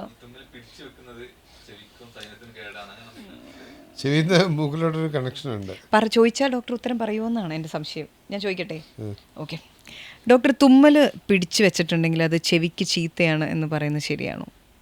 ശരിയാണ്. ചെവിന്ന് മൂക്കിലൊരു ട്യൂബുണ്ട്. ചെവിക്കകത്തുള്ള പ്രഷർ മെയിൻറ്റെയിൻ ചെയ്യില്ല, പുറത്തുള്ളതായിട്ട് മെയിൻറ്റെയിൻ ചെയ്യേണ്ടത് ചെവിയിൽ നിന്ന് മൂക്കിലോട്ട് യൂസ്റ്റേഷൻ ട്യൂബ് എന്ന് പറഞ്ഞിട്ടുള്ളതാണ്. അതിൽ കൂടെ എയർ അങ്ങോട്ടും ഇങ്ങോട്ടും പാസ് ചെയ്യും. നമ്മൾ ഇവിടുന്ന് പ്ലെയിനിൽ പോകുമ്പോൾ ചെവി അടയും, മൂന്നാർ പോകുമ്പോൾ ചെവി ഇടും. അപ്പോൾ ആ ട്യൂബ് ശരിക്കും പ്രവർത്തിച്ചില്ലെങ്കിൽ ഇത് ചെയ്യുന്നതാണ്. അപ്പോൾ ഒരു തുമ്മൽ വന്ന് നമ്മൾ അതിനെ സപ്രസ് ചെയ്യുകയാണെങ്കിൽ ആ ഫോഴ്സ് എങ്ങോട്ടെങ്കിലും പോകണം. അത് ഈ ചെവി വഴി മൂക്കിനകത്ത് അല്ല ഈ ട്യൂബ് വഴി ചെവിക്കകത്തോട്ട് പോകും. അതുകൊണ്ട് ചെവിയുടെ പാട പൊട്ടുമൊന്നുമില്ല. അതിൻ്റെ അകത്ത് ആപ്പിടെ ചെയ്യാന്ന് വെച്ചാൽ എന്തെങ്കിലും ഇൻഫെക്റ്റ് ആയിട്ടുണ്ടെങ്കിൽ ആ ഇൻഫെക്ഷൻ അങ്ങോട്ട് കയറ്റി വിടാം.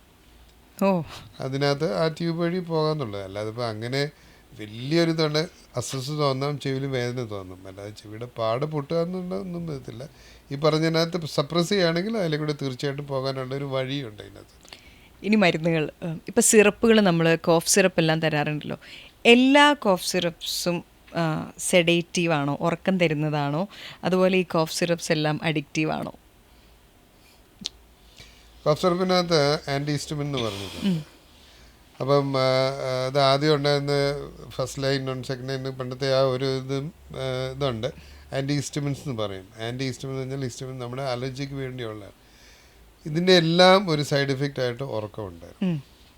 ഇപ്പോൾ ഇപ്പം വരുന്ന പുതിയ ആൻറ്റി ഹിസ്റ്റമിൻസ്, ഇപ്പം മിലാഷൻ എന്ന് പറഞ്ഞിട്ടൊരു ഇത് മിലാസ്റ്റിൻ എന്ന് പറഞ്ഞിട്ടുണ്ട്, അതിനൊന്നും സൈഡ് എഫക്റ്റ് ആയിട്ട് ഉറക്കമില്ല. പണ്ടത്തെ ഉള്ളത് ഇത് മുഴുവൻ ഇതായിട്ട് ഉറക്കമായിട്ടുള്ള ഒരിതുണ്ടായിരുന്നു. അപ്പോൾ അതുകൊണ്ട് പലപ്പോഴും കോഫ് സിറപ്പ് ഉപയോഗിക്കുമ്പോഴത്തേനും ആൻറ്റി ഹിസ്റ്റമിൻ്റെ സൈഡ് എഫക്റ്റ് എല്ലാ കോഫ് സിറപ്പിനും ആൻറ്റി ഹിസ്റ്റമിനുണ്ട്. ആൻറ്റി ഹിസ്റ്റമിൻ സൈഡ് എഫക്റ്റ് ആയിട്ട് ഉറക്കം ഉണ്ടായിരുന്നു. പിന്നീടുള്ളത് അതിനകത്ത് കൊടീൻ എന്ന് പറഞ്ഞിട്ട് ഒരു മരുന്ന്, അതിപ്പോൾ ഇന്ത്യയിൽ അത് ഉപയോഗിക്കാറില്ല. കൊടീൻ അഡിക്റ്റീവാണ്. ആൽക്കഹോളൊക്കെ പോലെ തന്നെ അതിൻ്റെ അകത്തുള്ള കൊടീൻ ഉപയോഗിക്കുകയാണ്. മരുന്ന് ഉപയോഗിക്കുമ്പോഴും അതിൻ്റെ അകത്തുള്ള ചെറുതായിട്ടുള്ള ഇതുണ്ട്. അപ്പോൾ അത് പലരും മിസ്യൂസ് ചെയ്യുമായിരുന്നു. ആൽക്കഹോളൊക്കെ മിസ്യൂസ് ചെയ്യുന്ന പോലെ ആ കൊടീൻ. ഇപ്പം നമുക്ക് കൊടീനുള്ള പ്രിപ്പറേഷൻസ് ഒരു ഏറ്റവും നല്ല കോഫ് സപ്രസൻ്റ് ആണ് കൊടീൻ. പക്ഷേ ഇപ്പം ഇന്ത്യയിൽ ഈ സബ്സ്റ്റൻസ് അബ്യൂസ് കൊണ്ട് അത് കിട്ടാറില്ല. ഇപ്പം കൊടീൻ എന്നുള്ളത് കിട്ടാറില്ല. സാധാരണ കോഫ് സിറപ്പ് അതിന് അഡിക്റ്റീവ് ആകാൻ സാധ്യതയില്ല. ഡോക്ടർ, ഈ നമ്മുടെ ചുറ്റുപാടുകൾ, എയർ പൊല്യൂഷനും ഈ പറയുന്ന നമ്മുടെ അവയവങ്ങളും ഒക്കെ ആയിട്ട് എത്രത്തോളം ബന്ധമുണ്ട്? ഇപ്പോൾ എയർ ക്വാളിറ്റി ഇൻഡെക്സിനെ പറ്റി എല്ലാവരും ബോധവാന്മാരാണ്. നമുക്ക് എല്ലാവർക്കും അറിയാം എയർ ക്വാളിറ്റി ഇൻഡെക്സ് പലതും പറയാറുണ്ട്. ഈ നമ്മൾ ശ്വസിക്കുന്ന എയറിനകത്ത് സസ്പെൻഡഡ് റെസ്പിറബിൾ പാർട്ടിക്കിൾസ് എന്ന് പറഞ്ഞിട്ടുണ്ട്. നമുക്ക് ശ്വസിക്കാൻ പറ്റുന്നത്. ബാക്കി വലിയ പാർട്ടിക്കിൾസ് ഒക്കെ അത് പോകും, താഴോട്ട് പോകും. അപ്പോൾ എപ്പോഴും സസ്പെൻഡഡ് ആയിട്ട് നമ്മുടെ ഇതിനകത്ത് സസ്പെൻഡഡ് ആയിട്ടുള്ള പാർട്ടിക്കിൾസ് ഉണ്ട്. അപ്പോൾ അത് ഒരു പരിധി വരെ എയർ ക്വാളിറ്റി ഇൻഡെക്സ് മോശമാകുമ്പോഴത്തേനും ശരീരത്തിന് അത് പ്രൊട്ടക്റ്റ് ചെയ്യാനുള്ള ഒരിതുണ്ട്. മൂക്കിനകത്ത് തന്നെ ആദ്യം തന്നെ വിബ്രസ് ചെറിയ ചെറിയ ഹെയറുകളുണ്ട്. അതിൻ്റെ അകത്ത് പിന്നെ മീക്കസും ഉണ്ട്, ഇതെല്ലാം ഉണ്ട്. അപ്പോൾ അതിനൊരു പരിധിയുണ്ട്. എയർ ക്വാളിറ്റി ഇൻഡെക്സ് ഒരു ലെവൽ കഴിഞ്ഞാൽ ഈ സാധനം മുഴുവൻ അകത്തോട്ട് പോവുകയാണ് ചെയ്യുന്നത്. അപ്പോൾ അവിടെ വന്ന് മൂക്കിനകത്തോട്ട് സൈനസിനകത്തുള്ള എല്ലാം ബ്ലോക്ക് ചെയ്യാനുള്ള സാധ്യതയുണ്ട്. സൈനസ് ഇൻഫെക്ഷൻ വരാനുണ്ട്. താഴോട്ട് പോയി ലങ്ങിലോട്ട് പോയിട്ട് ലങ്ങിനകത്തും പ്രോബ്ലങ്ങൾ ഉണ്ടാക്കാനുള്ള സാധ്യതകളുണ്ട്. അതിൻ്റെ അകത്ത് എന്തൊക്കെ കണ്ടൻറ്റ് എന്തൊക്കെയുണ്ടെന്ന്, ഇപ്പം സൾഫർ ഡൈ ഓക്സൈഡ് അങ്ങനത്തെയുള്ള കാര്യങ്ങൾ, പിന്നെ ഇത് കാർബൺ ഇതൊക്കെ വരികയാണെങ്കിൽ കൂടുതലായിട്ട് ഇത് ചെയ്യുകയാണെങ്കിൽ ക്യാൻസർ വരെ വരാനുള്ള സാധ്യതകളുണ്ട്. അപ്പോൾ തീർച്ചയായിട്ടും എയർ പൊല്യൂഷൻ ഒരു നല്ല വിധത്തിൽ നമ്മൾ ടാക്കിൾ ചെയ്യേണ്ട ഒരു കാര്യമാണ്. പല കാര്യങ്ങളും അതിൻ്റെ അകത്ത് കത്തിക്കുന്നത്, അതുപോലെ തന്നെ ഇതിൻ്റെ കാറിൻ്റെ പൊല്യൂഷൻ, അതെല്ലാം കാറാണ് ഒരു ഇതും കൂടെ ഏറ്റവും കൂടുതൽ പൊല്യൂഷൻ ഇതുണ്ടാക്കുന്നത് ഗ്രീൻ ഹൗസ് ഗ്യാസസ് എന്ന് പറഞ്ഞ് ഉണ്ടാക്കുന്ന കാര്യങ്ങളെല്ലാം ഉണ്ടാക്കും. അപ്പോൾ അതെല്ലാം അവോയ്ഡ് ചെയ്യേണ്ട നമ്മൾ ബോധവാന്മാരാകണം. എയർ ക്വാളിറ്റി ഇൻഡെക്സിനെ പറ്റി നമ്മൾ അവെയർ ആയിരിക്കണം. അത് ചെയ്ത് എയർ ക്വാളിറ്റി ഇൻഡെക്സ് നല്ലതായിട്ട് കുറച്ച് നല്ല എയർ ക്വാളിറ്റി ആക്കാനുള്ള ഒരു പരിശ്രമം നമ്മൾ നടത്തേണ്ട ഒരു ആവശ്യമാണത്. വീടുകളിൽ ഇപ്പം എയർ പ്യൂരിഫയേഴ്സ് ഒരുപാട് പേര് വെക്കാറുണ്ട്, അതുകൊണ്ട് വ്യത്യാസങ്ങളുണ്ടോ? തീർച്ചയായിട്ടും ഉണ്ടാകും. പ്യൂരിഫയർ വെക്കുമ്പോഴത്തേനാണെങ്കിൽ നമ്മുടെ എയർ കണ്ടീഷനിങ് തന്നെയാണെങ്കിൽ ആ ഫിൽട്ടർ ചെയ്യുന്നുണ്ട്. അപ്പോൾ തീർച്ചയായിട്ടും അത് നമുക്ക് പക്ഷേ എത്ര നേരം ഒരു എയർ കണ്ടീഷൻ നമ്മുടെ വീടിനകത്ത് തന്നെ ഇരിക്കാൻ പറ്റും. അപ്പോൾ ആ ഒരു ചെറിയൊരു മൈക്രോ എൻവയറമെൻറ്റ് മാത്രം നമ്മൾ കറക്റ്റ് ചെയ്തിട്ട് കാര്യമില്ല. നമ്മൾ വീട്ടിൽ തന്നെ ഇരിക്കുന്ന ആളുകൾ പുറത്തു പോകണം. അപ്പോൾ അത് ഓരോരുത്തരും അത് തന്നെ ചെയ്യാതെ ബാക്കിയുള്ള കാര്യങ്ങൾ കാറ് ഇത് ചെയ്ത് വെക്കുക, അവിടെ തൊട്ട് ഉള്ള എല്ലാ കാര്യങ്ങളും എല്ലാവരും ഓരോരുത്തരും ഓരോ ഇൻഡിവിജ്വലും, ഗവൺമെൻറ് മാത്രമല്ല ഇൻഡിവിജ്വൽ അതിന് വേണ്ടി റെസ്പോൺസിബിലിറ്റി എടുത്താലേ എയർ ക്വാളിറ്റി ഇൻഡെക്സ് ഇമ്പ്രൂവ് ചെയ്യുള്ളൂ. ഇനി ചെവിയുടെ കാര്യം വരുമ്പോൾ ഈ ഹെഡ്സെറ്റ് വെക്കുമ്പോൾ എപ്പോഴും ഹെഡ്സെറ്റ് ഇങ്ങനെ വെക്കല്ലേ മുഴുവൻ നേരവും ചെവി അടിച്ചു പോവും, ഇയർ ഡ്രം അടിച്ചു പോവും, ഹെഡ്സെറ്റ് വെച്ചുകൊണ്ടിരുന്നാൽ നിൻ്റെ കേൾവി പിന്നെ ഇല്ലാണ്ടായി പോവും എന്നൊക്കെ പറയുന്നതിൽ അർത്ഥമുണ്ടോ? മാതാപിതാക്കന്മാരുടെ ഏറ്റവും വലിയൊരു കൺസേൺ ആണത്. ആൻഡ് ഇപ്പോഴത്തെ ഒരു യങ്ങർ ജനറേഷൻ ഏറ്റവും കൂടുതൽ യൂസ് ചെയ്യുന്ന ഒരു സാധനമാണത്. ഒരുപക്ഷെ അടുത്തിരിക്കുന്ന ആളെ ഡിസ്റ്റർബ് ചെയ്യേണ്ടെന്ന് വിചാരിച്ച് വെക്കുന്നതും സെലക്റ്റീവായിട്ട് കേൾക്കുന്നതന്നെ. നമ്മളതിനകത്ത് ഒരു ഗോൾഡൻ തമ്പ് റൂൾ, ഇപ്പം ഇപ്പോഴത്തെ മിക്ക ഡിവൈസസിനും ആ ഒരു പെർമിസിബിൾ ലെവലുണ്ട്. ആ ഒരു ലെവലിൽ താഴെ യൂസ് ചെയ്യണം എന്നുള്ളതാണ്. നമുക്ക് സൗണ്ട് കൊണ്ടുള്ള ഡാമേജ് അല്ലെങ്കിൽ ഒരു നോയ്സ് പൊല്യൂഷൻ കൊണ്ട് ചെവിക്ക് വരുന്ന ഡാമേജസിൽ രണ്ട് രീതിയിൽ വരാം. ഒന്ന് ഭയങ്കര ഒരു ഇൻറ്റൻസ് സൗണ്ട്, ഭയങ്കര ലൗഡ് സൗണ്ട്, ഇപ്പോൾ ഒരു പടക്കം പൊട്ടുന്ന അല്ലെങ്കിൽ ക്രാക്കേഴ്സ് അല്ലെങ്കിൽ അങ്ങനെ ഭയങ്കര ഒരു ഇൻറ്റൻസ് സൗണ്ട് ചെവിയുടെ അടുത്ത് വളരെ ഷോർട്ട്സ് സമയത്തേക്ക് കേൾക്കുക. അല്ലെങ്കിൽ ഒരു റിലേറ്റീവ്ലി ഒരു ഹൈ സൗണ്ട് കുറേ കണ്ടിന്യൂസ് ആയിട്ട്. ഫോർ എക്സാമ്പിൾ ഇപ്പം മെഷീനറിയോ അല്ലെങ്കിൽ ഇപ്പം ഇപ്പോൾ ട്രെയിനൊക്കെ ഓടിക്കുന്ന ഈ ലോക്കോമോട്ടീവ് ഇതിനകത്തൊക്കെ വർക്ക് ചെയ്യുന്നവർ, അപ്പോൾ ഇങ്ങനെ കണ്ടിന്യൂസ് സൗണ്ട്, ഇതിൽ റൈഫിൾ ഷൂട്ട് ചെയ്യുന്ന ജവാന്മാർ, അപ്പോൾ ഇവരൊക്കെ കണ്ടിന്യൂസ് ആയിട്ട് അത്രയ്ക്ക് ഹൈ ഇൻറ്റൻസിറ്റി സൗണ്ട്സ് കുറേ നാളത്തേക്ക് പ്രൊലോങ് ആയിട്ട് as A part of occupation ആവാം, അങ്ങനെ വരുന്നതാവാം, സഡൻ സൗണ്ട്സ് വരുന്നതാവാം. അപ്പോൾ ഇത് രണ്ടും നമുക്ക് ഡാമേജസ് വരാവുന്നതാണ് ചെവിക്ക്. അപ്പോൾ അതിനകത്ത് ഇപ്പോൾ ഇങ്ങനത്തെ സൗണ്ട്സിലൊക്കെ ഇപ്പോൾ ബ്ലാസ്റ്റ് ഇഞ്ചുറീസ് അങ്ങനെയൊക്കെ വരുന്നത് നമുക്ക് ഡ്രം പൊട്ടുകയും അങ്ങനത്തെ ഇതൊക്കെ വരാം, ഡിസ്കംഫേർട്ട്സ് ലെവലിൽ. അതേസമയം ഇപ്പോൾ നമ്മൾ ഹെഡ്സെറ്റ്സ് യൂസ് ചെയ്യുന്ന കാര്യങ്ങളെന്ന് പറയുന്നത് ലൗഡ് സൗണ്ട് കുറേ നാളത്തേക്ക്, നമ്മളെപ്പോഴും ഒരു ഗോൾഡൻ റൂളായിട്ട് പറയുന്നത് നമ്മുടെ തൊട്ടടുത്തിരിക്കുന്ന ആൾക്ക് കേൾക്കാൻ പറ്റരുത്, നമ്മൾ ചെവിയിൽ കേൾക്കുന്നത്. അപ്പോൾ അതാണ് നമ്മൾ യൂഷ്വലി എപ്പോഴും പറയുന്നത്. അപ്പം you should be very careful. Headsets പ്രത്യേകിച്ച് ഈ ഇയർപോഡ്സ് ഒക്കെ യൂസ് ചെയ്യുമ്പോൾ അത് സ്റ്റെറൈലാണോ, ഇൻഫെക്ഷൻ അങ്ങനത്തെ പോസിബിലിറ്റീസ്. അപ്പം ഡെഫിനറ്റ്ലി യൂസ് ചെയ്യാം, but judiciously. And volume control definitely വേണം. അപ്പോൾ നമ്മൾ ആ ഒരു കേൾക്കാനുള്ളൊരു രസത്തിന് ഭയങ്കര ഹൈ ബ്ലാസ്റ്റിംഗ് വോളിയത്തിൽ വെച്ചാൽ ഓവർ എ ലോങ് ടൈം, ഇപ്പോൾ ഇതൊക്കെ പുതിയ പുതിയ സാധനങ്ങളാണ്. അപ്പോൾ ഇതിനെക്കുറിച്ചുള്ള പഠനങ്ങളൊക്കെ വന്നുകൊണ്ടിരിക്കുന്നേ ഉള്ളൂ. അപ്പോൾ നമുക്കൊരു ഓതൻറ്റിക്കായിട്ട് ഇന്ന കാര്യങ്ങൾ പറയാനായിട്ട് it will take some time. But definitely studies have shown നമ്മളൊരു long term high intensity sounds കേട്ടുകൊണ്ടിരുന്നാൽ ഡെഫിനറ്റ്ലി നോയ്സിൻ്റെ, നമ്മളിപ്പോൾ ഒരു ഇങ്ങനെ എടുക്കുന്ന ഇവരുടെ ചെവി ടെസ്റ്റ് ചെയ്ത് നോക്കിയാൽ നമുക്ക് അറിയാം. ഇപ്പോൾ എനിക്ക് കേൾവിക്കുറവില്ല എന്ന് ഞാൻ പറയുമായിരിക്കും, പക്ഷേ ഇങ്ങനെ ഞാൻ യൂസ് ചെയ്യുന്ന ഒരാളാണെങ്കിൽ നമുക്ക് കാണാം ഒരു 4 kHz ഒരു ഡിപ്പ് എന്ന് പറയും. നമ്മൾ ചെവിയുടെ ഓഡിയോമെട്രി അല്ലെങ്കിൽ കേൾവി ടെസ്റ്റ് ചെയ്ത് നോക്കുമ്പം early signs of hearing loss കാണാൻ പറ്റും. ഇപ്പോൾ പ്രത്യേകിച്ച് ഇപ്പോൾ നമ്മൾ ഈ ഭയങ്കര സൗണ്ടിലൊക്കെ ജോലി ചെയ്യുന്ന ആൾക്കാർ, അവർക്ക് ഇയർലി അല്ലെങ്കിൽ 6 monthly ചെക്കപ്സ് ഉണ്ട് ടു സീ ഹിയറിംഗ് ഇത് വരുന്നുണ്ടോയെന്ന്.